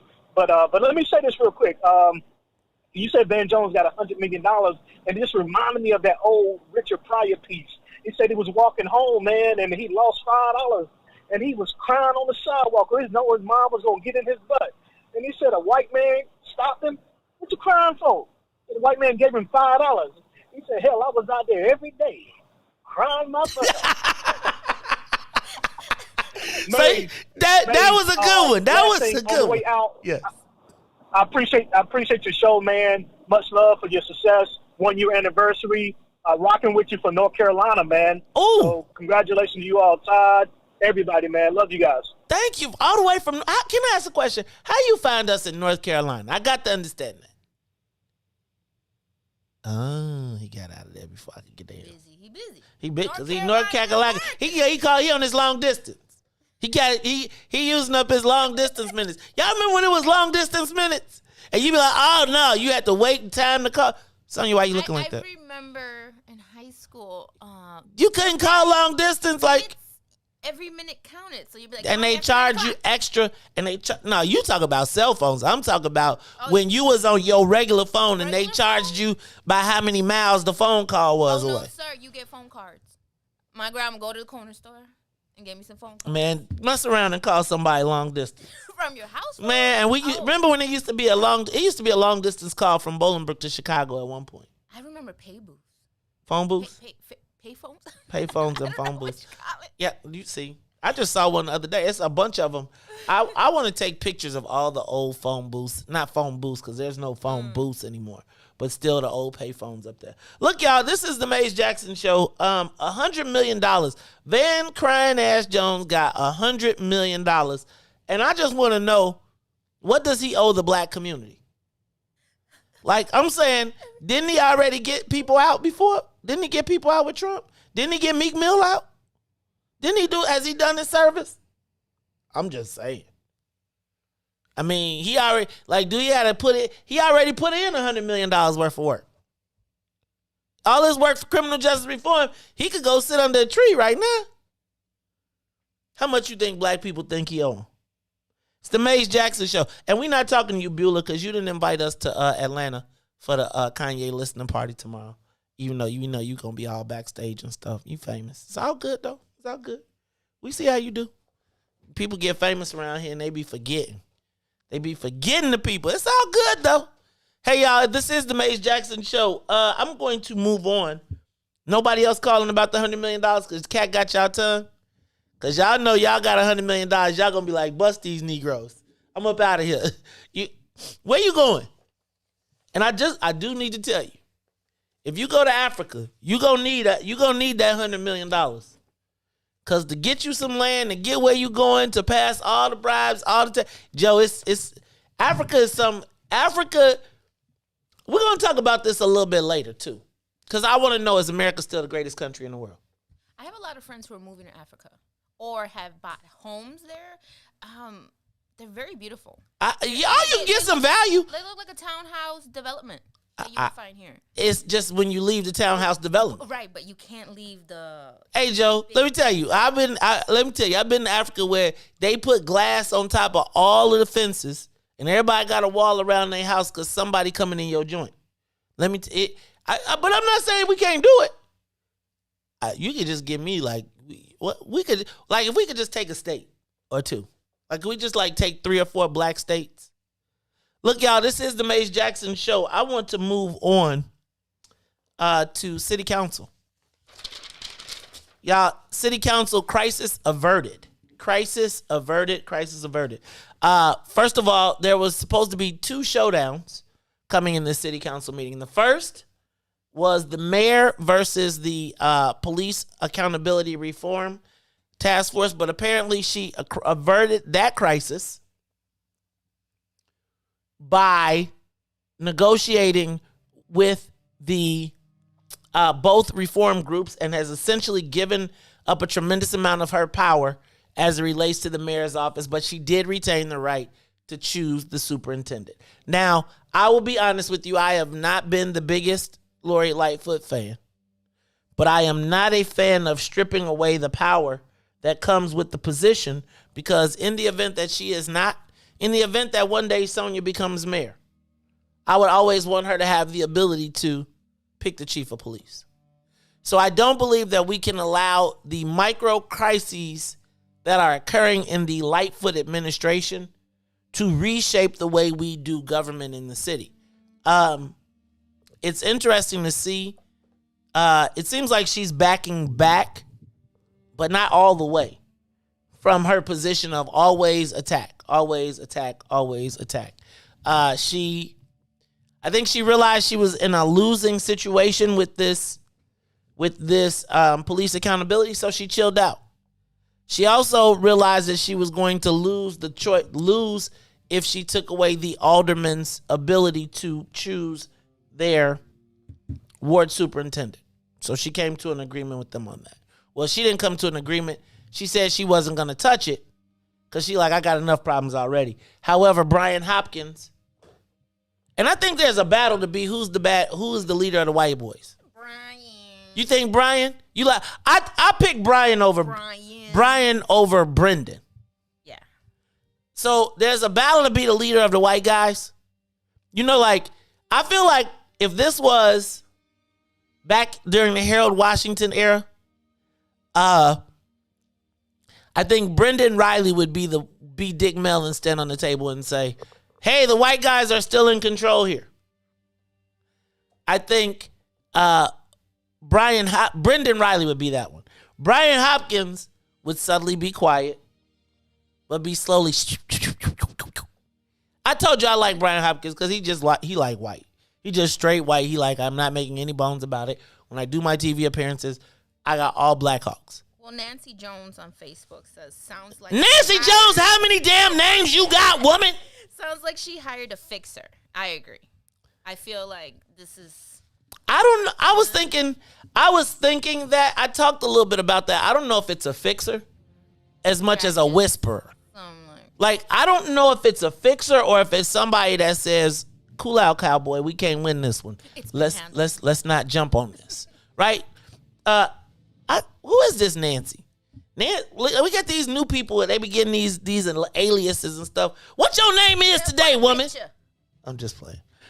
So I think we got to watch what's happening in city council because there are new power dynamics emerging. Did you see Anthony Napolitano Alderman Napolitano wants to also bypass the Kim Fox in prosecuting criminals and having them go not only to court but to hearing officers where they can be charged $30,000 up to $30,000. I don't understand. What don't you understand? So somebody does something wrong after they've been convicted? No, they want to create another set of courts that are, let me tell you what. So basically what he wants to do is create a way to prosecute these thugs and animals that are now wilding. I think I need y'all to understand that he used the word wilding. Now, do y'all understand where wilding came from? Remember the movie When They See Us? And it was the black guys, the little black kids, and they were saying that black kids were wilding in New York, and that is what they used to put those poor black kids in jail. Remember When They See Us, the movie? Remember everybody was all sad over the internet break watching it? Well, when I heard Alderman Napolitano say that we've got these kids out here wilding, they're attacking people on the corners, every weekend there's somebody, they're burning police cars, etc. He's creating this narrative. It sounded very Trump-like. And I want to say that the Central Park 5, and wilding was the excuse that they used to lock the Central Park 5 up. And now I am hearing this same language coming out of the city council. I see the white guys positioning, right? The white guys are like, we're not gonna take it. Oh no, we ain't gonna take it. We're not. And it's interesting to watch the dynamics of the city council. I believe that the white folks are getting whiter. And I think they're moving closer to Trump, even though they don't want to say it. Think about a Democrat. Think about Riley. Went against Kim Fox as a Democrat, openly. Napolitano, he might as well have said monkeys, apes, and gorillas. They're wilding. That's animals. That's animal-like behavior, right? And when you start to hear this rhetoric coming out of our city council, did anybody push back? Who was the person who said, oh, no. Will the mayor check him? You know what? The mayor won't check him. In the meantime, when we take this break, what I need you to do is play Anjanette again. Because I be needing for y'all. I think y'all forgot. I really do think y'all forgot Anjanette Young. And even as we go through all of this, we still haven't gotten a settlement for her. Look, this is the Maze Jackson Show. Black folks, Alderman Napolitano wants to pass he's introducing an ordinance today that would now think about who would be these hearing officers, right? Not going to be judges, he's going to create a whole layer of lawyers, white lawyers who will be from the north side judging black people, finding them $30,000, and next thing you know, they're going to talk about creating a debtor's prison. Look, it's the Maze Jackson Show. We're going to take a quick break, and we'll be back with some news, traffic, weather, and this commercial brought to you by Anjanette Young. The Maze Jackson Show. We'll be back after this break. Today we learned that a Kentucky state grand jury found that the officer responsible for killing Breonna Taylor. Rulings like this one set us back and come as yet another challenge to the hard work and progress we have already made. It means we fight even harder against the systems of inequality and injustice designed to keep too many of us down. We will and we must continue to say her name. We will and we must continue to demand justice. And we will and we must do everything in our power to prevent any more names from being added to this role, like George Floyd, or closer to home, Rekia Boyd, and Laquan McDonald, and too many others. I want you to know that I support you and will do everything in my power to protect you. Regarding the CBS 2 story last night about the raid on the social worker's home, why did your administration go to court to try and prevent the body camera video from being broadcast? And why is your administration asking a federal judge to punish Miss Young for sharing video of her own home being raided? And I watched that video.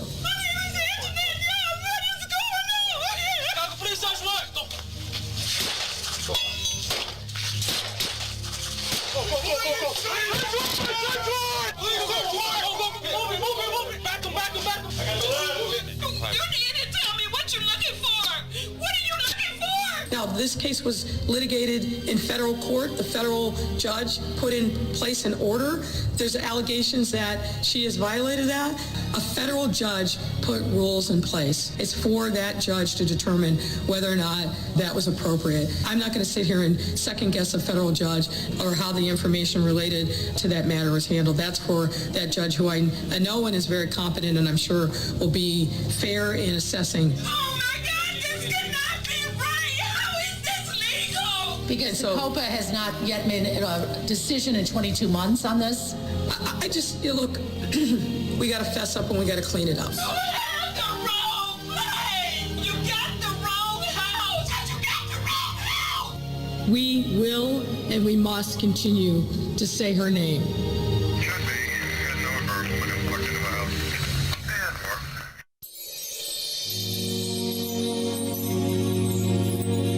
Tamika Scott.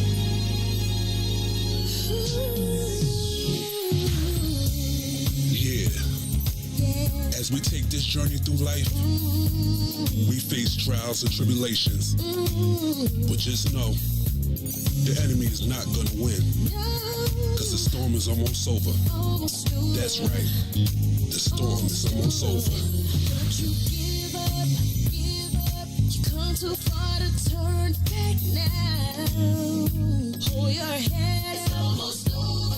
So set up to take you to your destiny. It's gonna be alright. Everything happens for a reason. Yes, this is your season. Just keep on believing. Blessings you'll be receiving. Oh yeah, oh yeah. It will be alright. Throw your hands to the sky, lift your head up high. The storm is almost over. Everything's gonna work in your favor. You don't have to worry no more. What you're going through won't last. It's a test to take you higher. Just keep the faith, hold on, believe. Storm is over. Keep on moving. Don't let nobody stop you, no. You're getting closer, almost over. You're a soldier. Now fight your way to victory. It's gonna be alright. Everything happens for a reason. Yes, this is your season. Just keep on believing. Blessings you'll be receiving. Oh yeah, oh yeah. It will be alright. Throw your hands to the sky, lift your head up high. The storm is almost over. Everything's gonna work in your favor. You don't have to worry no more. What you're going through won't last. It's a test to take you higher. Just keep the faith, hold on, believe. Oh.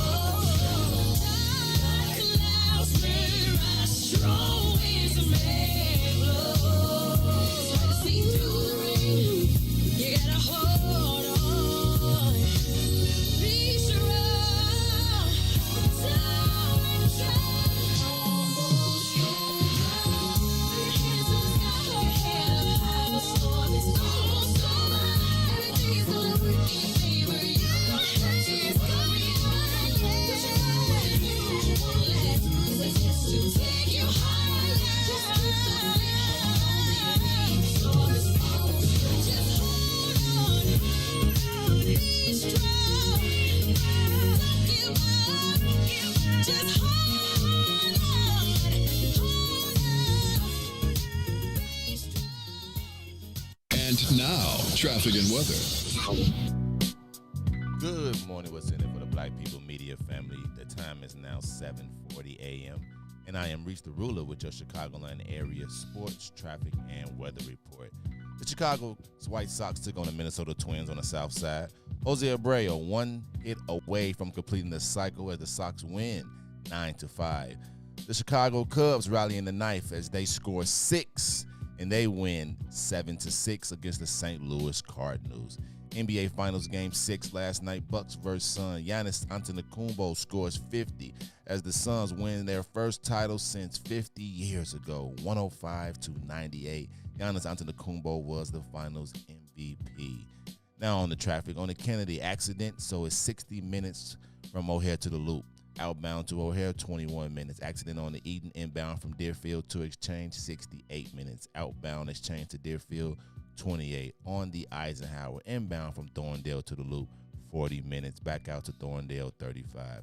On the Stevenson inbound from I-355 to the Dan Ryan, 43 minutes. Back out, 33 minutes. On the Bishop Ford from I-80 inbound from the Dan Ryan, 36 minutes. Outbound, 26. On Lakeshore Drive, inbound from 55th to Jackson, 10 minutes. Outbound to 55th, 7. On the Dan Ryan, 21 minutes to the Loop, 15 minutes to 95th. In today's weather, it is currently 68 and mostly cloudy. Today will be a high of 74 and a low of 66. I'm Reese the Ruler. Now back to Maze on the Maze Jackson Show. WIFTBPM. I think that the black community is starting to realize the mayor may not necessarily be an ally just because she is black. Live from What's in It for the Black Media Studio. Our representatives don't necessarily get a pass just because they're black. We got a challenge in the black part of Chicago of holding black politicians accountable. You're listening to The Maze Jackson Show. This is Chicago, so I understand the Chicago way. I ask every day what's in it for the black people. With Maze Jackson. Come on, y'all.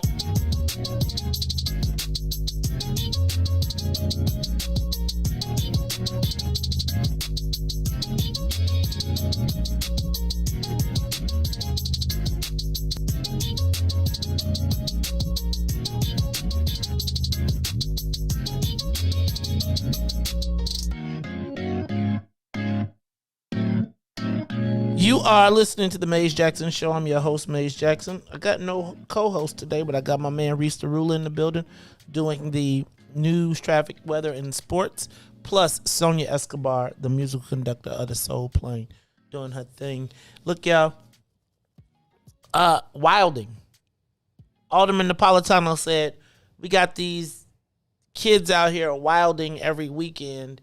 On the corners, and every weekend we got police. And so he is now trying to introduce a new layer to the politics by essentially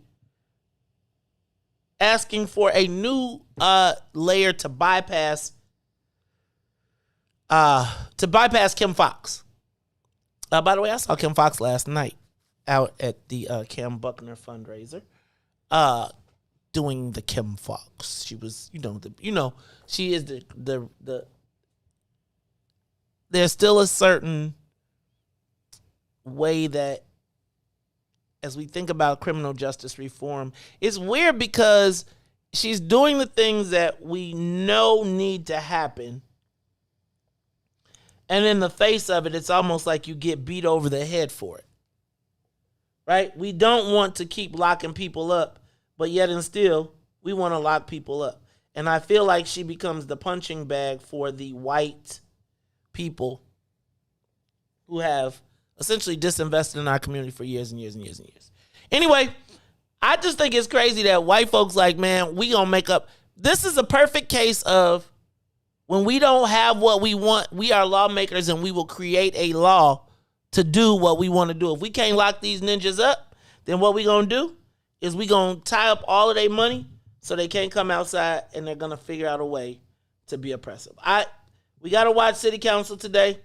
I think we got to watch what the white boys are doing. I do. Why are you laughing at me, Sonia? Watch the white boy. You always do, though. And it's funny because... Don't you, though? We're always looking out for white boys. Yeah, I don't think so. I think I see frat boys. I'm like, let me go out the other way. I feel like they bump into you. I feel like they play the role, right? Like, I feel like it's like you're going to find Brendan Riley for Ida B. Wells, and he going to ride the Ida B. Wells for 10 years and then undermine everything else we want to do for the next 5 years. And it just seems to me that we got to do a better job. Look, we got to be watching this because also don't forget, we got a remap going on right now. Y'all understand that?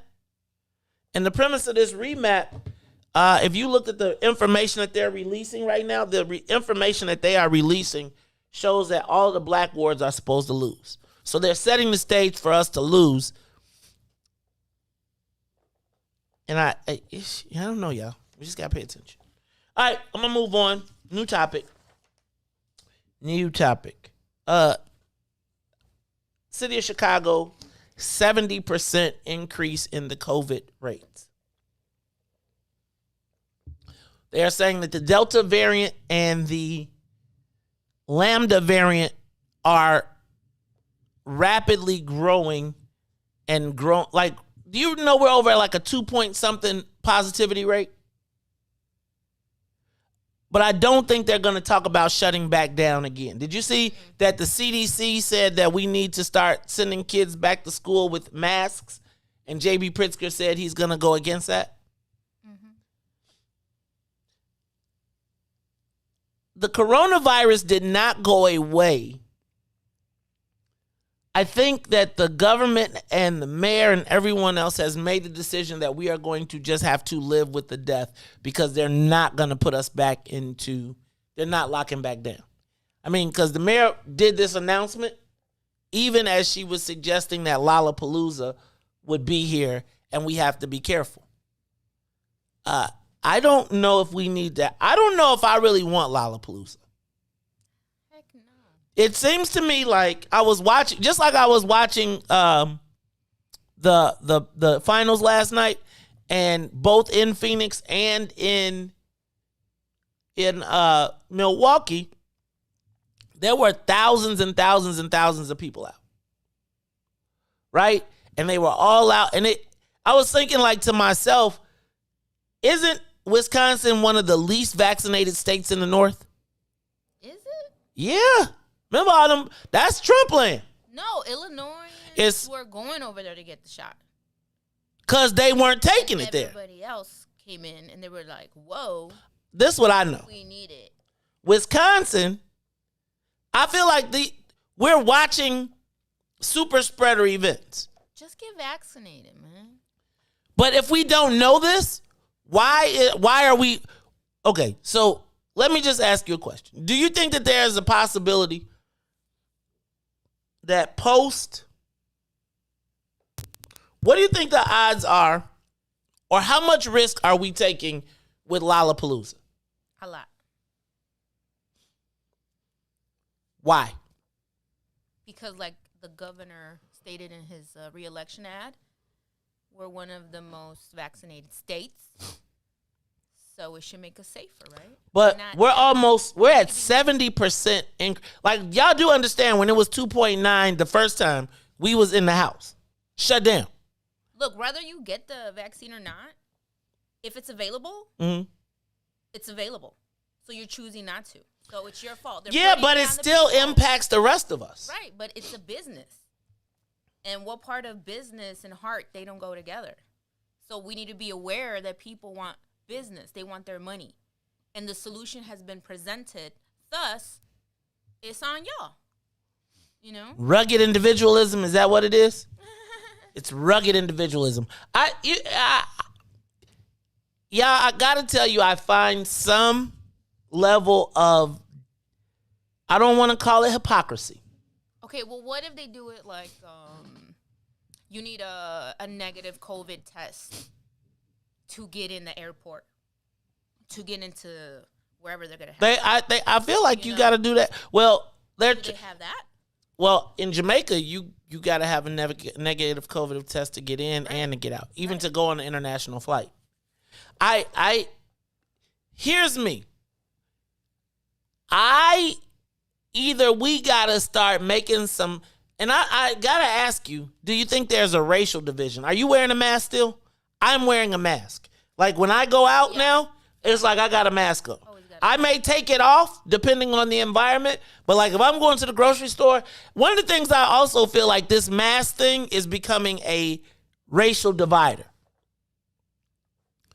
I see more black people wearing masks in the hood and going to locations than I see white folks.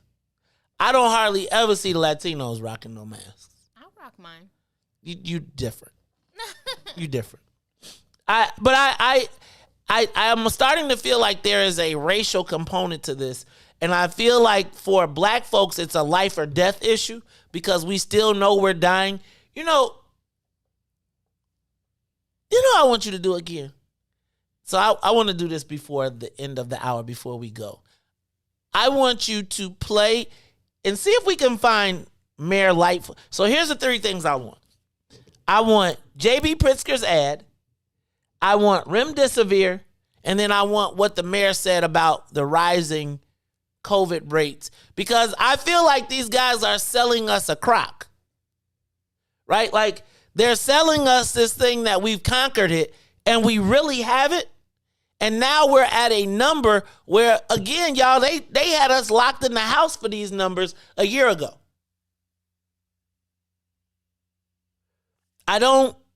It doesn't all make sense to me, but I know that what I do know is that every day I'm seeing a post of somebody who I know or am 1 degree away from who died, who clearly wasn't supposed to die at this age. But these numbers last year, we didn't have the vaccine where we were like, yeah, this is going to work. That's the difference. Once you're presented with a solution. Yeah, but the problem is we're now starting to get, just because you're vaccinated, if people who are not vaccinated can hit you with the Delta K. But here's the thing, you won't die though. Right? So you can still get COVID, but you just won't die. That's the point. The point to me is they ain't got this thing under control and they rolling the dice. It's like they chose money over life, and I'm just telling you, it's like they chose money over life. I'm not debating I'm vaccinated. But as I keep seeing these incidents of people who are fully vaccinated going down, I gotta start to ask these questions. Like, are they jumping the gun? Like, I don't know if JB putting the COVID response, it is a win. Then how many people, like 600,000, how many 100,000? Did we have some people die in Illinois? And I don't know that with all of the death connected to it, that's a selling proposition. Am I crazy? Like, I don't know if COVID-19 is a campaign ad. As a matter of fact, let's hear it. You got it? Let me hear it. Let's hear JB's campaign ad. Then let's hear Remdesivir, and then let's hear what the mayor said if you got that one. Let's go. A jump in cases of a deadly mystery virus. The deadly new virus spreading China virus. How serious is this? From the beginning, J.B. Pritzker knew we faced a serious threat. We're ready to put the full weight of the state behind a full-fledged response. This is coming. We're going to have to live with it for a while, so let's get ahead of this thing. In Washington, science took a backseat to politics. But in Illinois, we knew the stakes were too high. This is not a time for politics. We have too much to do to save people's lives. I want to be 100% clear about what will drive my decision-making in the weeks ahead. Science. Governor Pritzker remained focused on protecting the lives and livelihoods of the people of Illinois. J.B. Pritzker unveiling a new effort to get personal protective equipment and testing kits in the hands of healthcare workers. There's more help on the way for Illinois families struggling during the pandemic. The governor announcing that the state will cover emergency child care for those on the front lines. The governor announced a life raft for small businesses. And when the time came, J.B. Pritzker went to work to get Illinois vaccinated. Illinois is winning the race when it comes to the vaccine rollout. Strong leadership helped get us to the other side of this crisis and helped bring us together as one Illinois. From the beginning, Governor Pritzker was very present and transparent about his process in following facts and following science. I feel like the governor was a partner with nurses and doctors and the whole medical community. He's compassionate. He really cares about Illinois. And he's brave. You know, he did a lot of things he probably didn't need to do, but he took care of us. It doesn't matter whether in a big town or a small town. Governor Pritzker guided us with leadership that got us to this point. JB totally understood the plight of small businesses. I really don't think we would have made it without the support of the governor. In fact, I know we wouldn't have. He trusted the science. He did what was necessary in order to keep us safe. This was a time when we had to get it right, and Governor Pritzker did it for us. When I ran for governor 4 years ago, I could not have imagined that I would end up leading the state through a global pandemic. Look, I may not have gotten every decision right, but at every step along the way, I followed the science and focused on protecting the lives and livelihoods of the people of Illinois. I can't tell you what pride it gives me as governor of this state to see the people of Illinois standing up for one another. We saw the fundamental goodness of the people of Illinois exists in southern Illinois as it does in central Illinois, as it does in northern Illinois. Part of why I'm running for re-election is because I watched the heroes across our state step up and do the right thing. We had so much to accomplish, and we were able to do that together. I'm very proud of all of the people of the state of Illinois. Because it's my show. That's why we listen to it. We have so much more we can do together. Now, Sonia, if you can come back. Because that's the narrative that J.B. Pritzker, and I think it's important that you hear the whole thing. His campaign is going to be based on his response to COVID-19. And I think that there is, and it's important for you to hear all 3 minutes of it, because that was literally what he is hanging his hat on. Humble brag. There was a humble brag, but all I can think about is this. The state got a distribution of the drug remdesivir, about 140 cases of it. It could be a lifesaver for a lot of folks. Roseland didn't get any. How come? Remdesivir is here in Illinois, but it's nowhere near the new Roseland Community Hospital. I guess we didn't qualify.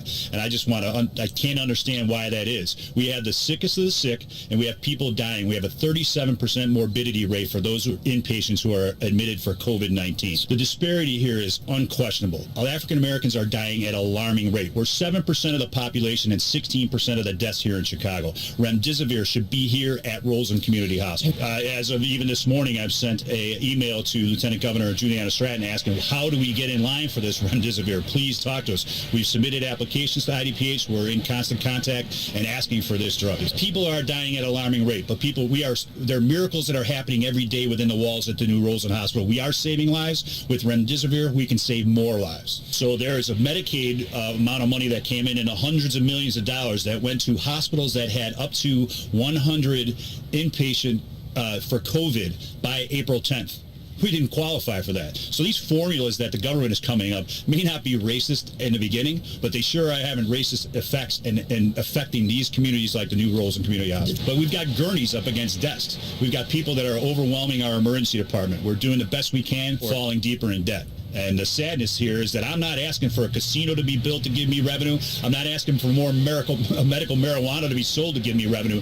That Medicaid money is in this state right now, but it's been redirected to higher Medicaid hospitals. And I'm sorry for skipping here, but it just incenses me to the point where these billion-dollar corporations are getting more Medicaid money, and we're losing Medicaid money here at Roseland, and that's driving us deeper in debt. You are listening to the Maze Jackson Show. If you are listening to us on WBGX 1570 AM, we want to encourage you to continue joining us on Facebook Live, on the YouTube channel, Twitch, or Periscope. This is the Maze Jackson Show. You can go to the Maze Jackson page or the Maze Jackson channel or Wiftable Media on all of those outlets, and you will be able to continue this conversation. We'll be back after 8 o'clock. Sonia, you can bring it back on up.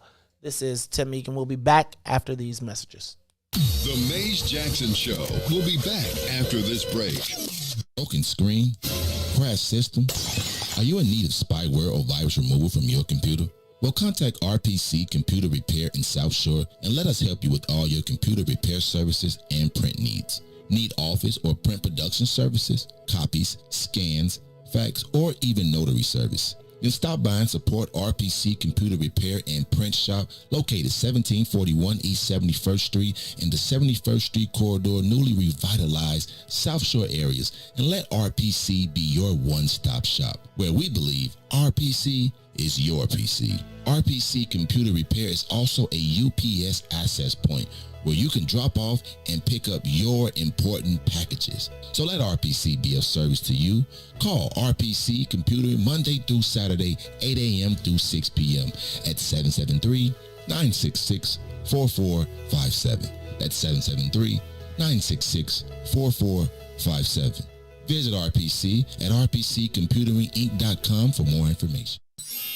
Hey, sunshines. If you didn't catch the last page in the Book of Dawn, here's what you missed. So you found that, but you also, during those times, made a conscious decision to create a base for yourself outside of the Isleys or the great artists that you tour with. And from that, the Mo Fitz Project was born. Can you tell us how and why you did the Mo Fitz Project? Let me tell you something. I had been touring since I was 17. And what happened was your girl Eve was doing different events around town.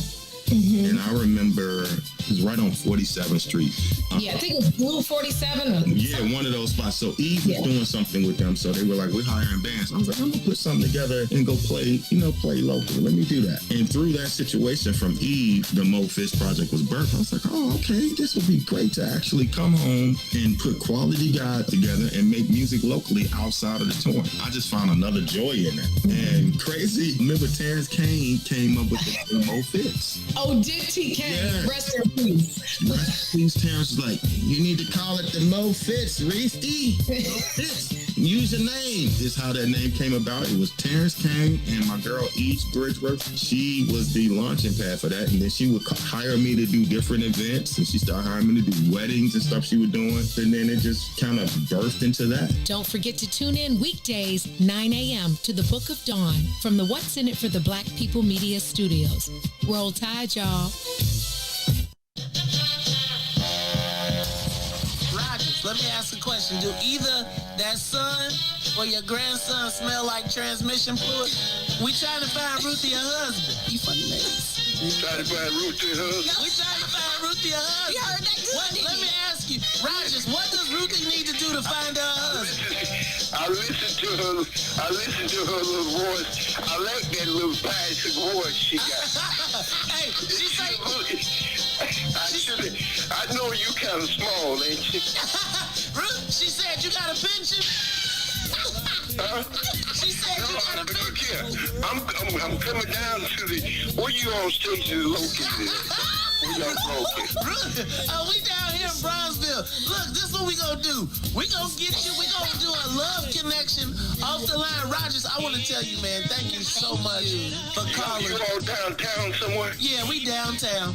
I'm gonna put. Y'all talking about it.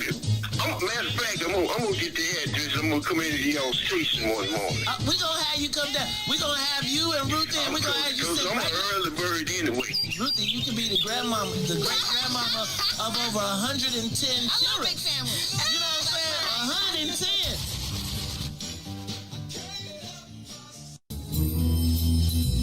Reach the ruler. This is Week Ho Wednesday, and to my right is Everybody's Women Crush Wednesday. My co-host, the one and only Todd. It goes, love this show, y'all. I'm dealing with a guy. We have been dating for 9 months. In light of everything going on in the world, he has been voicing his opinion about situations, and I don't agree with any of his views. I love everything else except his opinions. Damn. How do I fix this? FYI, he's white. It's about to be a white boy summer. So could that be the issue? For sure. Just come out different when it's not coming from your own race. It's just never been something I'd be like, oh, I date Bill. I'm just a Bill. Yes, I'm only a Bill. I don't really like light-skinned guys. I don't like pink meat. Pink, so like it's like you see it. Pink tip, it be pink. It be pink on the tip. I don't like. So have a light-skinned guy have a dark tooth. And then it look dark, so it's nasty off to me. Okay, so I feel like it's supposed to be pink because they light-skinned. You know what I'm saying? But I don't want it to be dark because then I'm gonna say you dirt. And now, traffic and weather. Good morning. What's in it for the Black People Media family? The time is now 8:05 a.m. And I'm Reese the Ruler with your Chicagoland sports weather and traffic update. In sports, the White Sox took on the Minnesota Twins on the South Side last night, and they win 9-5. The Cubs also won last night as they took on the St. Louis Cardinals, down 6, rallied in the ninth to win 7-6. NBA Finals last night, Game 6, Bucks took on the Sun. Giannis puts up 50 as the Bucks win 105-98. On the traffic on the Kennedy, O'Hare to the Loop, 47 minutes. Outbound to O'Hare, 32. On the Eden, inbound from Deerfield to the Exchange, 55 minutes. Outbound Exchange to Deerfield, 29. Eisenhower, inbound from Thorndale to the Loop, 50 minutes. Back out to Thorndale, 33. Stevenson, inbound from I-355 to the Dan Ryan, 51 minutes. Back out, 37. On the Bishop Ford from I-80 to the Dan Ryan, 35 minutes. Outbound, 28. Lakeshore Drive, inbound from 55th to Jackson, 10 minutes. Outbound back to 55th, just 7. Dan Ryan, 21 minutes to the Loop, 15 minutes to 95th. The weather is currently 67. It will be mostly cloudy today. Expect a high of 73 and a low of 66. I'm Reese the Ruler. Now, back to Maze on the Maze Jackson Show. You are listening to the most dangerous show in the morning. This is What's in It for the Black People Radio. Maze Jackson. Maze Jackson, the most vociferous advocate for black people in the world. For Ruthie Moore, for Todd Stroger, I am the host of the Maze Jackson Show, asking every single day, what's in it for the black people? And if you don't like it, you can still tell them Maze said, Mayor Lightfoot, man, we ain't accepting that. We ain't accepting that. Let's go.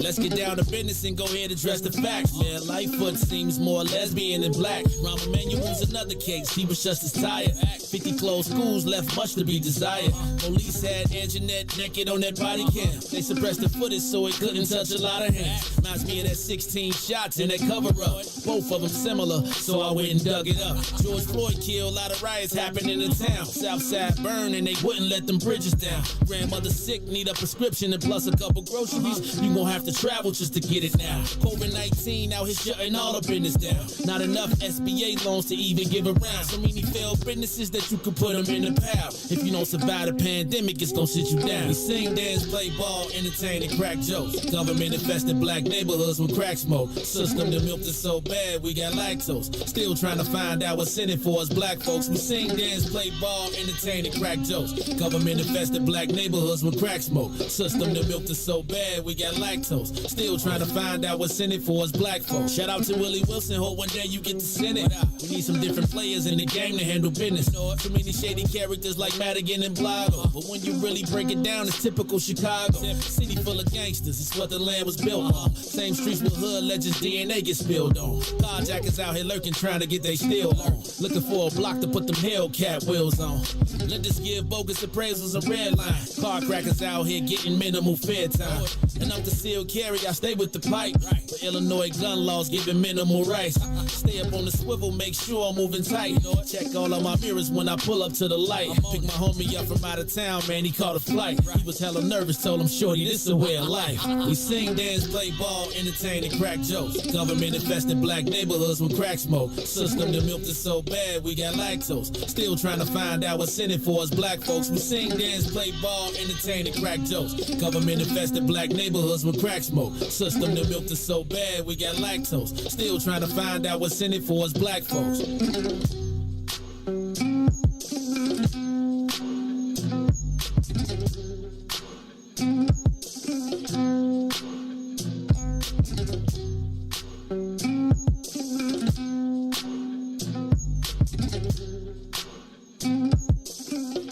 Wake up, Chicago!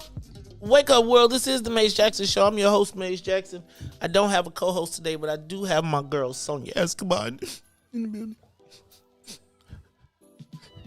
I'm going to be all right. I'm straight. DJ Reese the rule on traffic and weather and the news. Yesterday, Reese got the sports wrong. People was all on you, boy. It was only one time wrong. Regardless, one they was wrong, like, I can't even speak. They was tripping. They was going hard. They was I like, wish the Cubs had won. No, I know you don't. They like, I thought the Cubs lost. I was like, shouldn't we just start there? You're all right. Should we just start there? Look, it is the Maze Jackson Show. I'm your host. Marvin. Brandon. The Tomlin was on there beating him up. You know the Big brother was like, that's because the Big's supposed to be doing the sports. Hey, well, wake up early then. This is the Maze Jackson Show. I got a question. I will allow it. Thank you. Thank you, Sonia. Is America still the greatest country in the world? Let me back up. And I don't know if y'all gonna call me. See, these be these moments when I be trying to talk to y'all and y'all be like, yo, that's why you're from Bowling, bro. But there was a time, and I'm not sure that I'm still that far away from this, that I thought America was the greatest country in the world. I gotta say, I probably, having traveled around the world, not around the world, but I've been on a few continents. I'm not sure that I'd rather be anywhere else. Now, it's not perfect. And quite frankly, it is based on, I feel torn right now. And when I say I feel torn right now, I feel torn because I don't feel like you're able to say America's a great place. But is it? Relatively. And is democracy losing its appeal? You know, I was asking, is democracy losing its appeal? Because, well, one, I got to think about Trump. I think Trump is very much could be very much a dictator, very much, and I knew I wasn't crazy after I watched the story on the rise of the Nazis, and we heard the General Mark Milley and all of those guys talking about Trump, and they said that they felt like it was very Hitler-esque. Then I think about did you know that they say that 40% of the people that saw what happened on January 6th do not feel like, they may not have agreed with it, but they felt it was patriotic? To storm the U.S. Capitol. That's exactly how this country was founded. Violence. I agree with. So, it's just going back to chapter 1. So where do we fit? But at chapter 1, hold on now. Because at chapter 1, do you know where that leaves us? Right? And here's the thing the Maestradamus told y'all about Alec years ago. And I told you that if you were to look at the country's maps outside of the nation, almost every state had a red legislature. I said that the country could literally pass Jim Crow in quite a few states and go back. And now we hear ourselves talking about Jim Crow 2.0. And my question is, where do we fit even in America? Like, I do believe that there is this awakening that is happening, but I also feel like this awakening is not necessarily awakening to improve upon what we got. I feel like this awakening is to, one, either destroy what we have, or two, to go back to the old days. And I don't know exactly where I fit. Is it wrong to still be proud to be an American for a black person? Can you be black and proud to be from the United States of America? I want to open up the phone. Did y'all close the phone lines? Y'all didn't close them, did you? Phone lines are open, 872-259-7474. 872-259-7474. Is democracy still a good thing? Is it losing its appeal in America? I feel like the democracy could lose its appeal to right-wing white folks because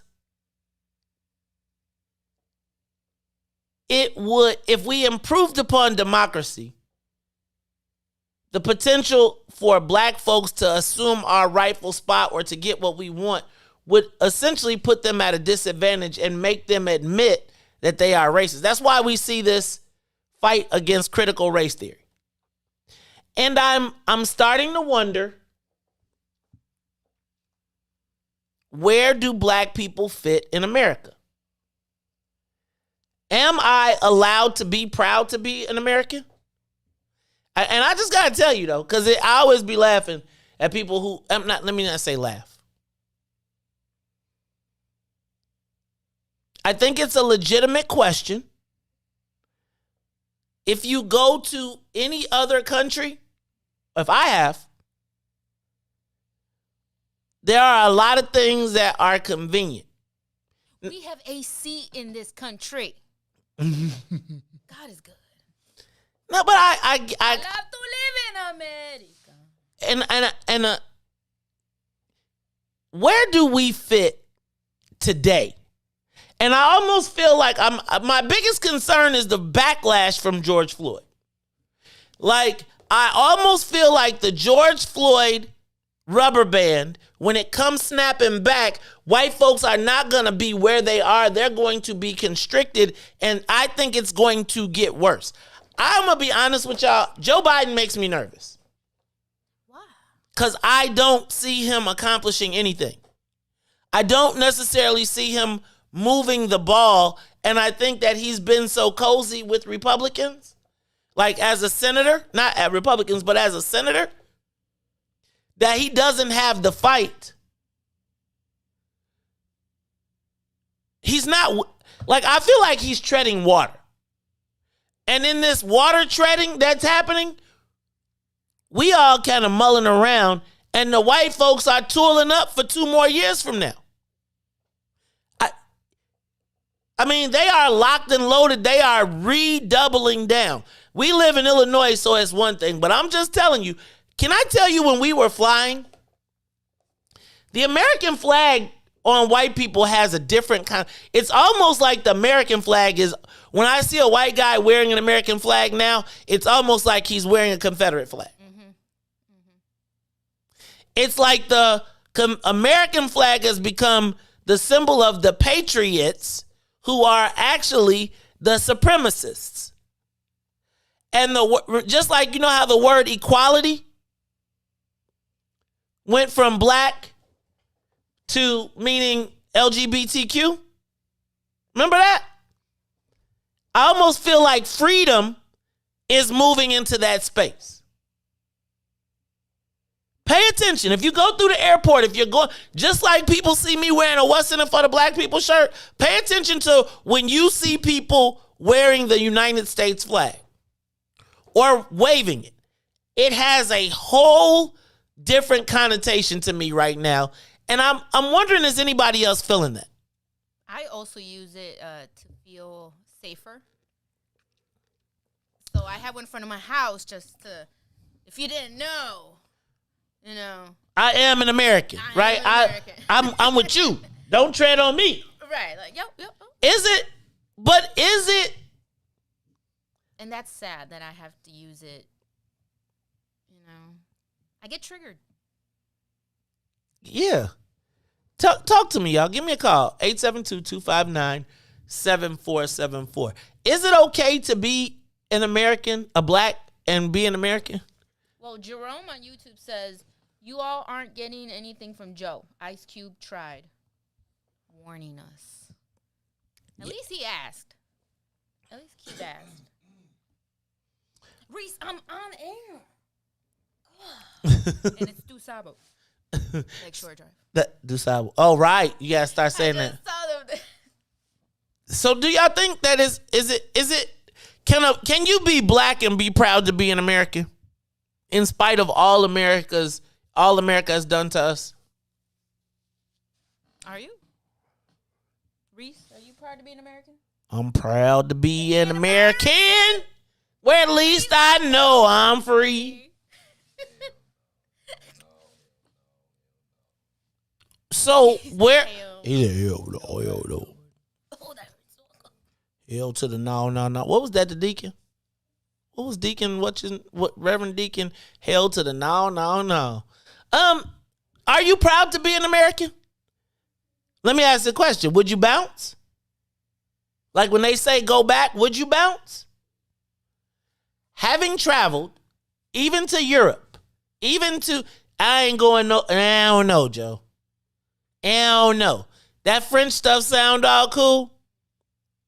Tell them you run into the French men. Listen, I just need AC, y'all. I'll be honest with you.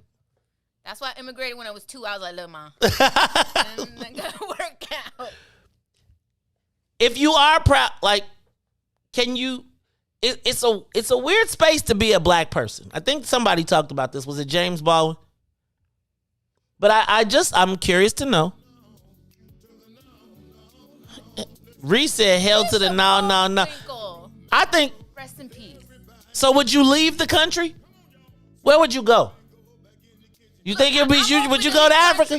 Look, I'm open. I'm not talking to you anyway. Where would we go and where would we be welcome? Could you? What? No. Okay. Well, Erica. Let's see what she said. Erica Denise. No, Denise. Erica Denise.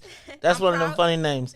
I'm proud to be black in America. Don't care for the American government, though. I feel that. I don't care for the institutionalized racism that exists in America. But I would tell you that if left to our own devices, I really like the black people I be around for the most part. Maybe not some of y'all cousins. But I feel like if we could get from underneath, like if we could get our pursuit, like if you got your reparations, would you be proud to be an American? Or would you bounce?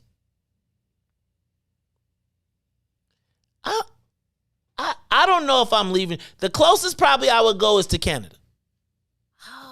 But I don't feel like, I feel like white people, wherever they are, they gonna still be trying to make a distinction. That is essentially the deal with white skin privilege. Like we are able to easily, I would want to go somewhere where we dominate, but like even in Jamaica, did I tell y'all about my trip in Jamaica? No, you did not. Pray tell, enlighten me. I just need to let y'all know that ain't nobody in Jamaica excited about Kamala. Just for the record. But that's how I just need to, I'm just telling you, they ain't called, they was like, really, the same dynamics that exist at Dunkin' Donuts in the United States exists in Jamaica. Like when you talk to the Jamaicans, they be like, yes, they're all Jamaican. Do they treat y'all the same? No, they don't.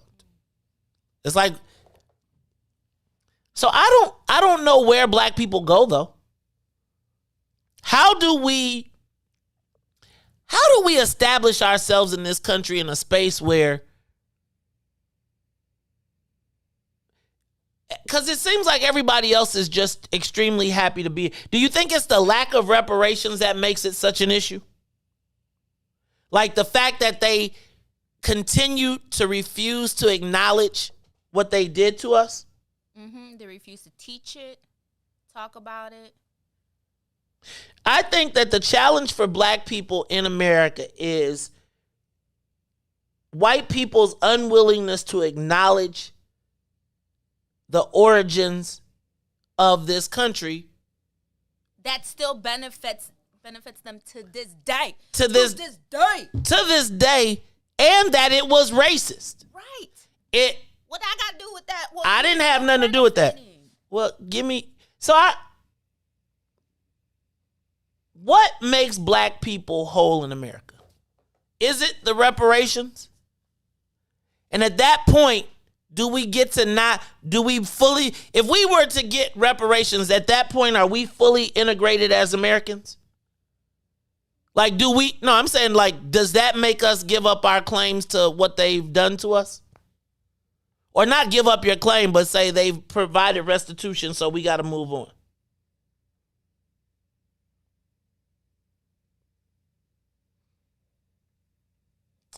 It is a very peculiar position that I think that black people find themselves in. And I was thinking about the alternative of the Ilhan Omars and socialism and all of the people that seek to destroy the America that we know, right? That say we bomb people, that say all of the stuff that we do, which I'm not denying. I guess because we ain't there and getting it dropped on us, we're not bugging out. But where do we as black people fit in this country today? Today. And if Reese saying he don't, he is not proud to be an American, where do you fit?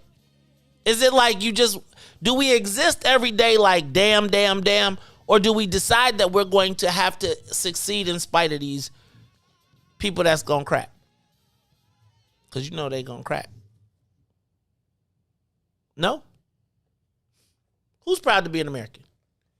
Anybody out there proud to be an American? Give us a call, 872-259-7474. We got some proud to be's an American. Where at least, because I heard, one day I was talking to a Tuskegee airman, and you know what he said? He said he was grateful that the slave, that they captured him and brought him from Africa, that he could one day, that they got through it because he didn't ever want to be African. No way. It's kind of weird space. Who's on the line? Caller? All right. Jake. Uh-oh. Jake, give it to him, dog. What's up, Jake? I ain't heard from you in a minute. Yeah, good morning. Good morning. I mean, first of all, this is the land of our captivity. I don't know, everybody, y'all Christian, blacks, whatever, y'all be in that book. The book specifically talk about a people. That people is us. That fulfilled that prophecy of Abraham's seed going to a foreign country for 400 years. The flaws over there, they can't say that because they never went in the ship, as it's written in Deuteronomy 28, for 400 years. Now, the thing is, after the 400 years, that there's going to be some judgment, and then the people is going to get great sustenance, and they're going to be restored eventually to their original language, customs, and things of that. That book is proven. It's not a Christian book. If you read it, it's our story. And how would I be proud of a place that did that and continues to do what they do? And right now, it's a plague going on. People think they get vaccinated and they straight. Vaccinate people. Are people who got? I don't know if they reading, looking at the news. They're catching it. They can still spread it. They can still test positive for it. And look at the weather. How many fires are going on right now? It'll never be like it was, man. Things are changing as it is written. And I don't know what y'all gonna do. Money ain't gonna be able to save you, because as soon as that dollar bill folds, it's a wrap. So you're going to have the creator with you, man, and spiritual guidance. Because they're the ones going to be protected in these days. And they're the ones going to eventually get back and, and be back, put back to where we was at and be restored with our original language and things of that nature. People can deny it all they want, but when they're in that book, that's our book. It's our history book and belief system. You read it. If you read that book and then you don't see yourself in it, you got to be illiterate. Illiterate. Ain't no two ways about it. Ain't no whatever. So shalom, and we'll see as America burn up right now. It's of course it's burning up. There's so many plays going on right now. Every 5 seconds there's something going. It's so much in Chicago. It's just ridiculous. Jake, let me ask you a question. I'm curious to hear from other people too. Do you think America right now is paying a price for its wickedness, like towards us? I'm just curious. I know that goes way down deep into some biblical stuff, but I do. I'm sorry. No, do you think that what's happening is biblical? Like, has somebody said who is Pharaoh in this? Right? Like, or is it just who is Pharaoh? Egypt. It said that he was going to go. Egypt it just means captivity. Mesmeran was original, was what they call Egypt now. And you know what they did? Since Israel was right next to Egypt, they built the Suez Canal. They digged up to separate it and make the Middle East. It's been a concentrated effort to keep us who we are. And bro, I can stand. Of course they gave us black as a term. Our ancestors they were singing "Kumbaya, come by here, Lord." They were speaking Hebrew. It's all the pews and stuff. They weren't saying, "Well, they be black and they doing us." Nah, it's never because we was black. Because we the secret of the earth, and under all the conditions that we were. Look at what we did to the society. We don't even know. How many inventions we did? We did it all. So, as far as the reparations, we don't get it. It's going to go through the creator, though. For some of us, they denying it. So I don't know, they might get with blacks and Americans or whatever they get. You know what I mean? So I don't know. But right now, it's in turmoil right now, as we think. And some figures, you know what I mean, they good because of the facts. Something that was never proven. When you sign a waiver, it says that it's not proven. So, I mean, peace to Israel, shows the people of the earth, and hopefully, you know what I mean, create a, do what we do on this time. So, shalom. Shalom, my brother. Thank you for your insight. Y'all think America is suffering from plagues right now? Is America, like, do you think what's happening to them is, let me back up. We got calls? Will America get what it deserves, and what does it deserve? Like, will they, this make me think of The Color Purple. I got another feeling about The Color Purple, though. It makes me think of The Color Purple, where they do the thing, won't nothing you do never be until you do right by the black people. Is America paying a price for how it's done black people? And when will they say uncle and do what's right? It's the Maze Jackson Show. We're going to take a quick break, and then we'll be back. We're going to get Reese with our last traffic news and weather, and we will continue this conversation. We got calls. We'll take your calls as well. Give us a call, 872-259-7474. Is America going to ever pay a price for what they've done to black people, or are they paying the price now? We'll be back. The Maze Jackson Show. We'll be back after this break. Shop at Black-owned and operated Solo Beauty, where you are appreciated and respected. Located at 8158 South Cottage Grove, Solo Beauty can supply all of your black hair care needs. Solo Beauty is open from 11 a.m. to 8 p.m., Tuesday through Saturday. Broken screen? Crashed system? Are you in need of spyware or virus removal from your computer? Well, contact RPC Computer Repair in South Shore and let us help you with all your computer repair services and print needs. Need office or print production services, copies, scans, fax, or even notary service? Then stop by and support RPC Computer Repair and Print Shop, located 1741 East 71st Street in the 71st Street corridor, newly revitalized South Shore areas, and let RPC be your one-stop shop, where we believe RPC is your PC. RPC Computer Repair is also a UPS access point where you can drop off and pick up your important packages. So let RPC be of service to you. Call RPC Computer Monday through Saturday, 8 a.m. through 6 p.m. at 773-966-4457. That's 773-966-4457. Visit RPC at rpccomputeringinc.com for more information. Introducing your trusted source for high-quality black emojis, better known as Blackmoji. We believe black is beautiful, and that beauty should be reflected in the digital market. Now there is an app that does just that, starting with Black Greek letter organizations.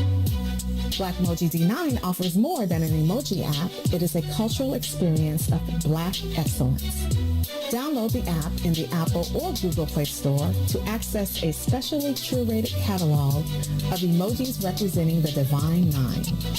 Use the emojis to celebrate Black Week events, acknowledge current events, support social causes, and learn about esteemed Black Week members who blaze the trail of Black history.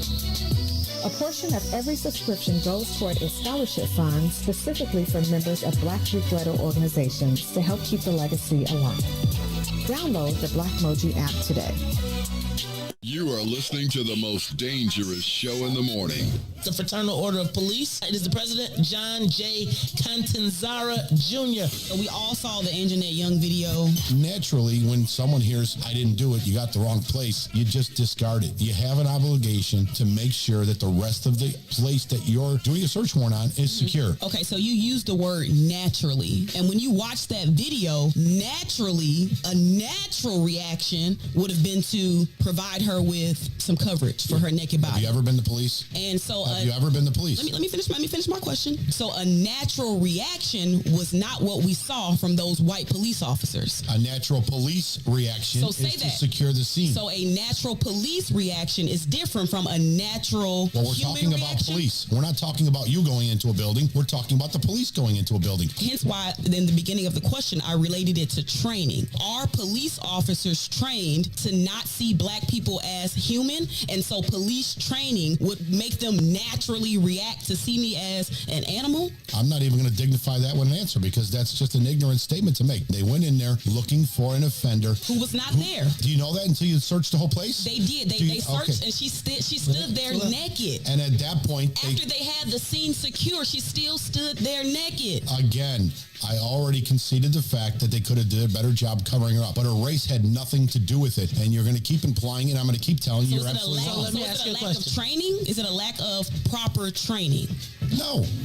I keep telling you, you got the wrong place. You got the wrong place. The most disrespected person in America is the black woman. We will kill you for our woman. And now, traffic and weather. Good morning. What's in it for the Black People Media family? The time is now 8:36 a.m. and I am Reese the Ruler with your Chicagoland area sports, traffic, and weather report. The Chicago White Sox was in action against the Minnesota Twins. Jose Abreu was a single away from completing the cycle as the Sox rally in the eighth to win 9-5. The Chicago Cubs rallied last night as well as they were in action against the St. Louis Cardinals. Down 6-1 in the ninth inning, the Cubs managed to score 6 runs and get a well-needed win 7-6. NBA Finals Game 6, Milwaukee Bucks versus the Phoenix Suns. Milwaukee Bucks close it out as Giannis puts up 50 and the Milwaukee Bucks win 105-98. Giannis Antetokounmpo was the Finals MVP. Now on the traffic, on the Kennedy to the Loop, it's down now to 37 minutes, outbound to O'Hare 17. On the Eden, inbound from Deerfield to the Exchange 41. Outbound is changed to Deerfield 30 minutes. On the Eisenhower, inbound from Thorndale to the Loop 48 minutes, back out to Thorndale 31. Stevenson, inbound from I-355 to the Dan Ryan 40 minutes, outbound 37. Bishop Ford from I-80 inbound to the Dan Ryan 35 minutes, outbound 28. On DuSable Drive. Get it right. Inbound on DuSable Drive from 55th to Jackson, 11 minutes. Back out on DuSable Drive to 55th, 7 minutes. The Dan Ryan, 18 minutes to the Loop, 15 minutes back out to 95th. Now on to weather. It is currently 68 and mostly cloudy. Today will be a high of 73 and a low of 64. I'm Reese the Ruler. Now back to Mays Jackson. Back to the Mays Jackson Show.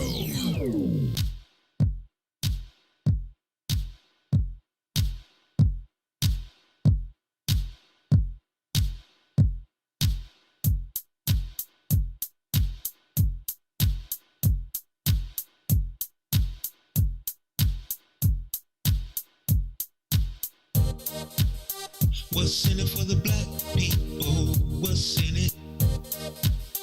What's in it for the black people? I'm in it. What's in it for the black people? What's in it?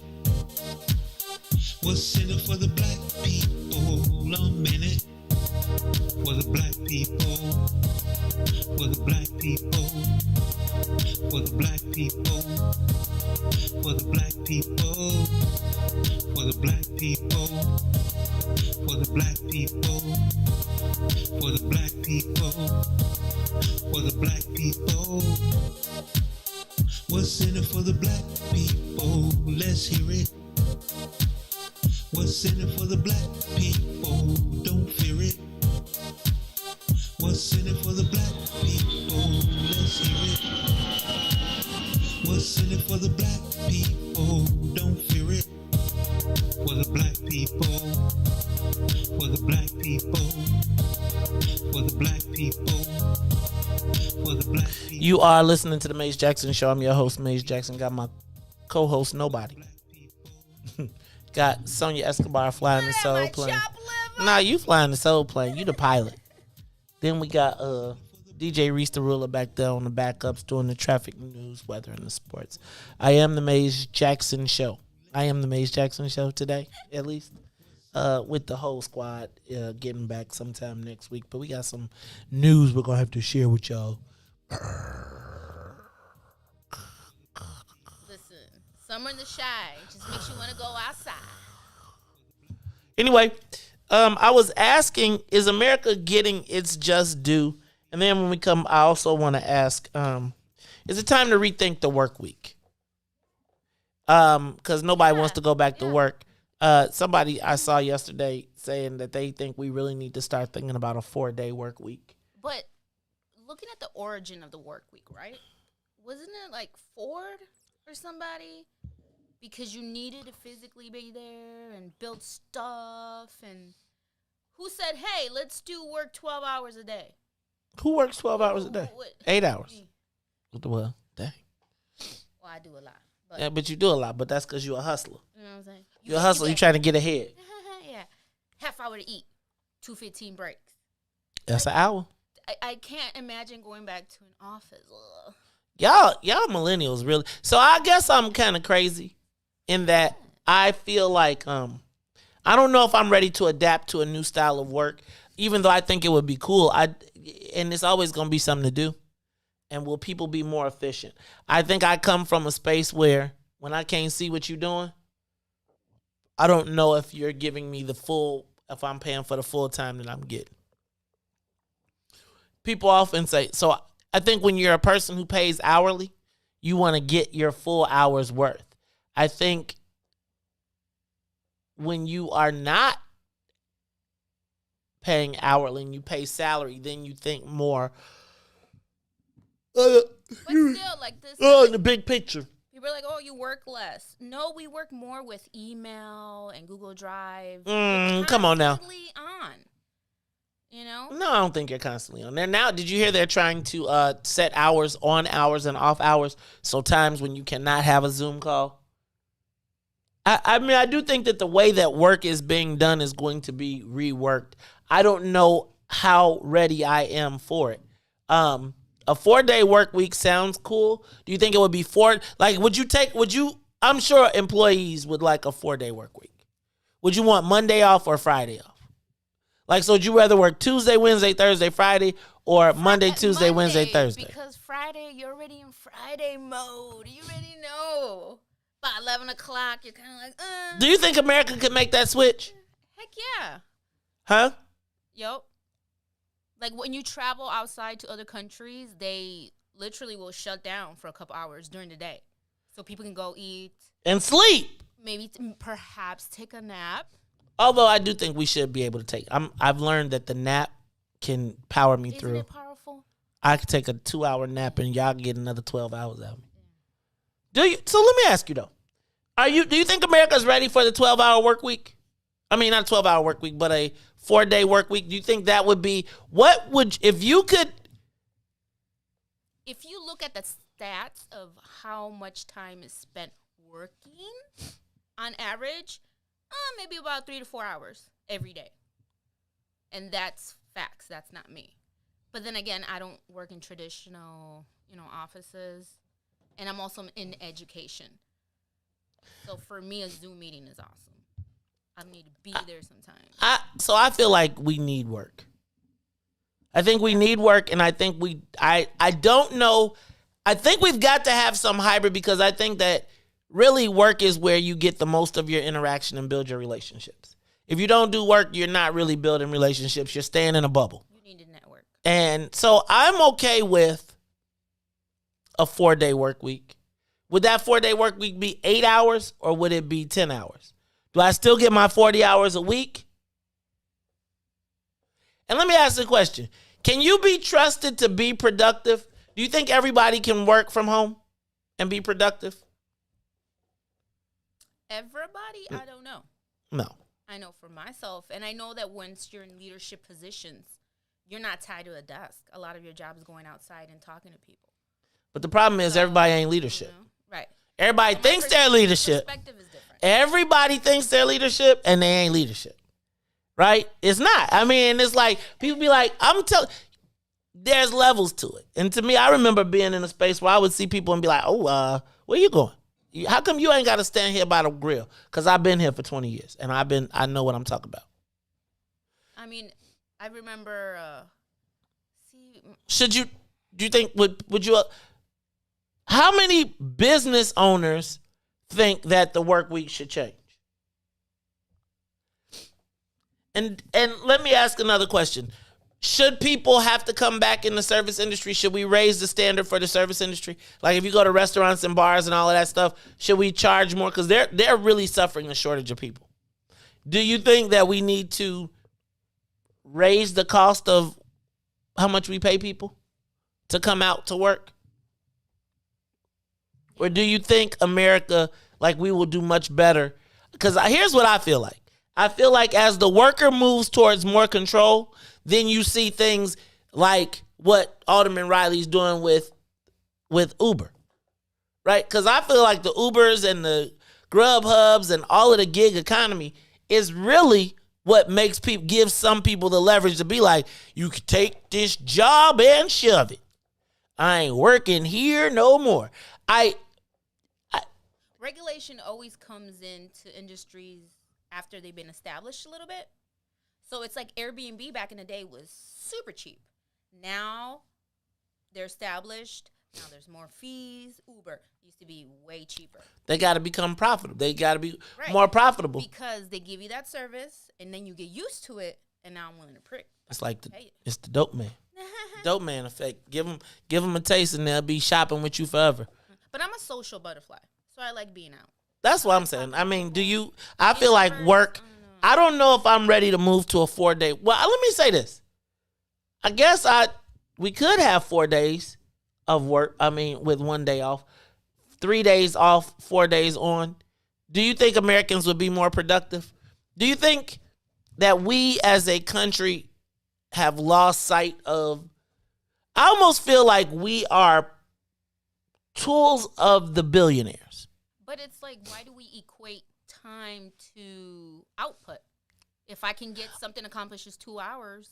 Yeah, but how many cars can you build in 2 hours? Or if I got you for 8 and you on the assembly line, up, down, up, down, up, down. Right. Give me 3,000 up, downs in 2 hours. Machines now are being able to up, down, up, down. What you going to do about work then? Checking the machines. See, you're talking about labor. I use my brain. That's people's excuse. And that's everything ain't brain power. Everything ain't brain power, and everybody ain't got a brain power job. Stop it.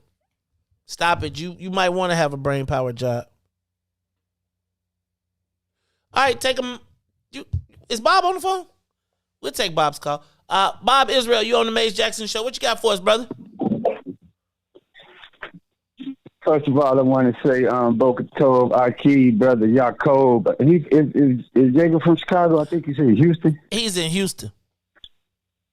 Yeah, that brother, I just want to say shalom to him. I be hearing him call in your show and Dorothy show. Dorothy don't give him time today, but that's another subject. I want to talk about what you were talking. Imagine what I saw walking and driving across America and coming back. Man, please, black people don't get no respect, man. I'm talking about foreigners is everywhere. Gas stations are the Indians, but Arab got all the liquor stores. I'm talking about every inner city I went to. Philly, the good reverend them came back. I stayed because I was on some Yahweh business. You know what that means? I'm trying to see what my people want. And back to something else you said, the Middle East. Ain't no Middle East. That's Africa, like the brother said. They created, man-made this Swiss canal. Have you ever heard of the Middle West, the Middle South? That's because they don't want to say that's us, Africa. And these people play so many games, and it ain't funny, man. But yeah, imagine walking through it. Indiana, Ohio, Penn, Pennsylvania, Maryland. Man, them all the people. One of your old co-hosts, we ride through Ohio. Trump had big old sound, so big you ain't believe it. And they started joking when I met back up with them. They're like, "Wow, did you take a selfie with that Trump sound out there?" I was like, "Yeah, I pulled up and had a beer with him." Boy, you ain't finna pull over in Ohio like that. You hear me? Yeah, I hear you. Yeah. Okay, yeah, man. It's interesting. America, man. America is really America with a KKK in it, man. They just They just changed their words, like you say, when they wearing them flags. That's symbolic of the what's in the black people shirt, like you said. Man, them people have some symbolic. They own something, man. Do you know it's rioting going on in Africa that the fake news ain't even showing? I did not. Wow, yeah, Africa going up right now. Everybody's standing up, man. I ain't saying America, you got to read Deuteronomy 28th chapter. I ain't going to say America's suffering, but my brother, FOI, and he said, Farrakhan said, watch the weather. I never saw it this hot on both coasts. When I was in D.C., I'm looking at the weather, East Coast burning up, West Coast burning up. I'm talking about unbelievable heat, rain and stuff. I got back to my house almost flooded. I was like, what happened? Rain down here? What happened in Chicago? Was a lot of rain or something? Yeah, man, we had some of everything going on, man. It's been crazy, Bob. Yeah, but I wasn't here, see what I'm saying? Right. You back? So that's why I'm just telling you, everything you're saying is on point, man. Oh, man, let Jacob know, man, on the 4th of July, the pastor and them didn't go to the White House. I went to the White House on the 4th of July. Hebrews had that boy surrounded, denouncing America in front of Secret Service and everybody. You probably see them boys on every street, the men on every street, they be shouting with the fringes. Man, it's something happening, Maeve. I mean, No, I do think something is happening, y'all. I think something is happening. Come on, finish. You got love for you and Vince. Y'all fathers was pastors, man. I don't know what version they were reading out of, what Bible, but all this is biblical coming true, man. That Bible just been tampered with and transliterated. But that's our history book, like the brother said. Trust me, from the beginning to the end. Thank you, brother. What is it? Yes, sir. Shalom. Shalom. That is Brother Bob Israel. Look, y'all, we only got 10 minutes left. Don't forget, today I got my big production joint. Did y'all give me the top 5 Chicagoans? Y'all ain't even tell me who y'all wanted to go. Y'all was giving me names. Y'all said, Jesus Christ Superstar. I got it. Who are the 5 Chicagoans, real quick, that embody Chicago from their perspective? Y'all know? Do you know? Who the top Latino? Should they be following Chewy?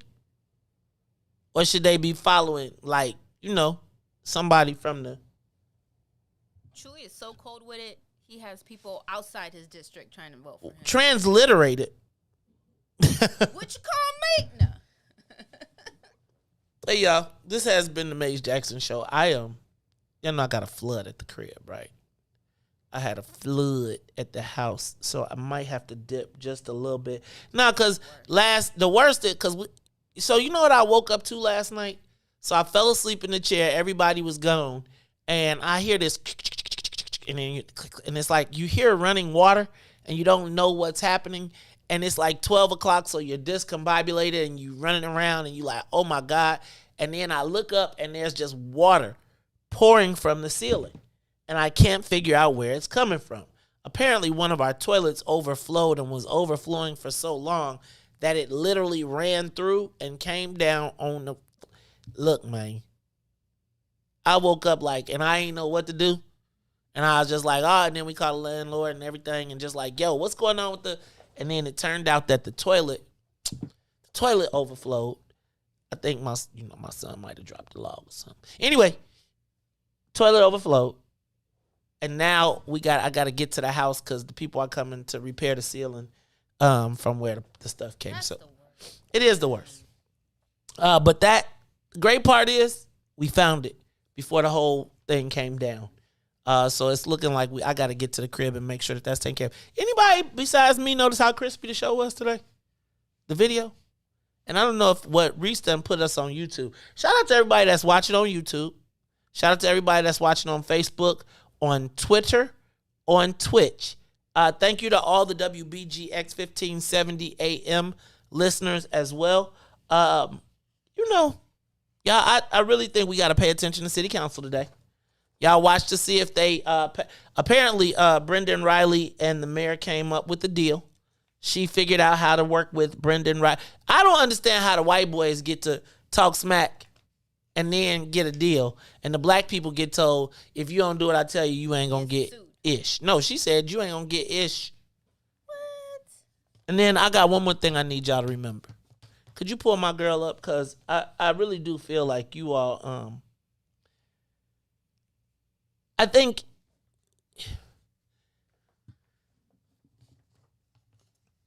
I was thinking about Tanyasha being killed yesterday. We talked about the young girl in Jackson County, Indiana, who was Tanyasha Chappelle. She was arrested on May 26th in Jackson County, Indiana. Every time she talked to her parents, she told them that these people were going to kill me. 2 months later, apparently they did.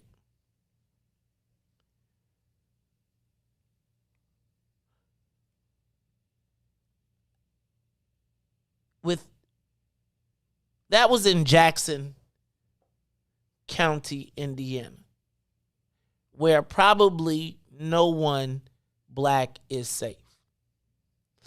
Play the Anjanette. You know what? Ron, and I want you to look for this, because Ron, I think, found a loop of Anjanette. I think he went on YouTube, and there was like Anjanette screams, loop, whatever.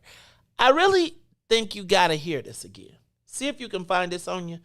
And if not, we can go back to our commercial. But they had a thing where it was like the loops all put together. And I think it was on YouTube. But I feel like you all have forgotten about Anjanette Young. And it's like we talked about DuSable. We done found $40 million to build a park, to do all of these other things. And this woman still has not been made whole. And I think there's not much we can do about Tanyasha. But it just feels like with a black woman mayor in a black city with all of these people, that we can do something about Anjanette Young. And I don't know why I'm talking about this now. I don't know why it just doesn't just go away and I don't just quit. But there's something about this open wound, about the fact that we still haven't come to a resolution for this woman, that drives me absolutely batty. And when we talk about the prices that America has to pay, what about the price that Chicagoans have to pay? For the people that perpetuate the assault on our community.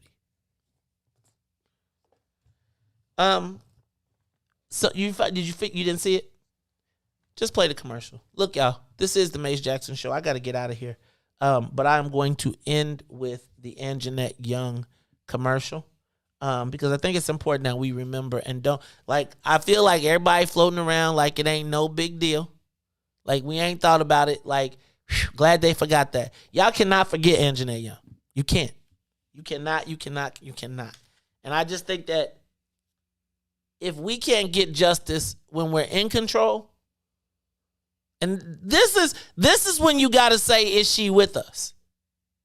It should have been one of the easiest. This should have been the easy. I mean, I'm just telling you, people have gotten sign-offs of millions of dollars since this has happened. How many millions of dollars of restitution has been paid? And who are the people in charge, including the mayor, who are not settling with this woman? That woman.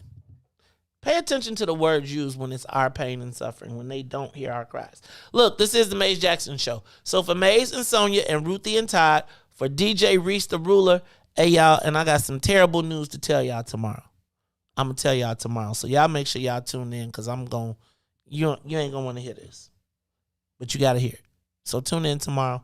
It is the Mace Jackson Show. Asking every single day, what's in it for the black people? And if you don't like it, you can still tell them. May said, we out of here. Peace. Sonia, go ahead.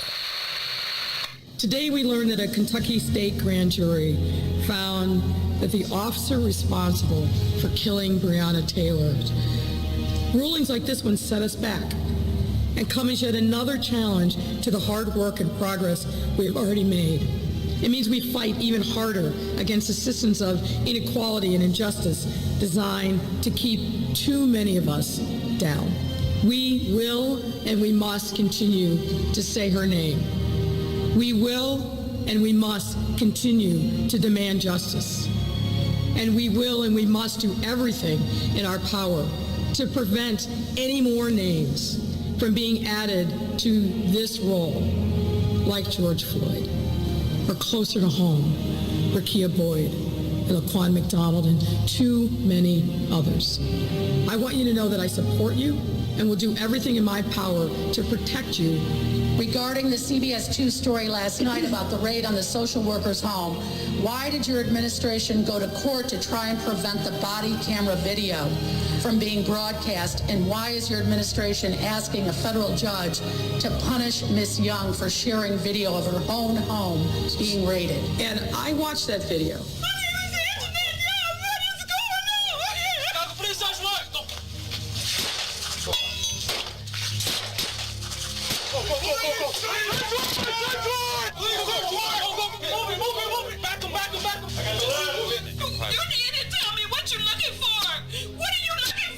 Now, this case was litigated in federal court. The federal judge put in place an order.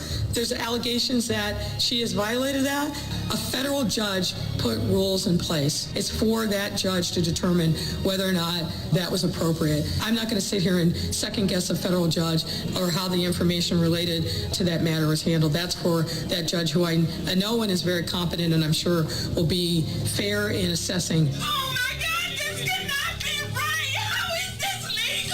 Because COPA has not yet made a decision in 22 months on this. I just, look, we got to fess up and we got to clean it up. You have the wrong place! You got the wrong house! You got the wrong house! We will and we must continue to say her name.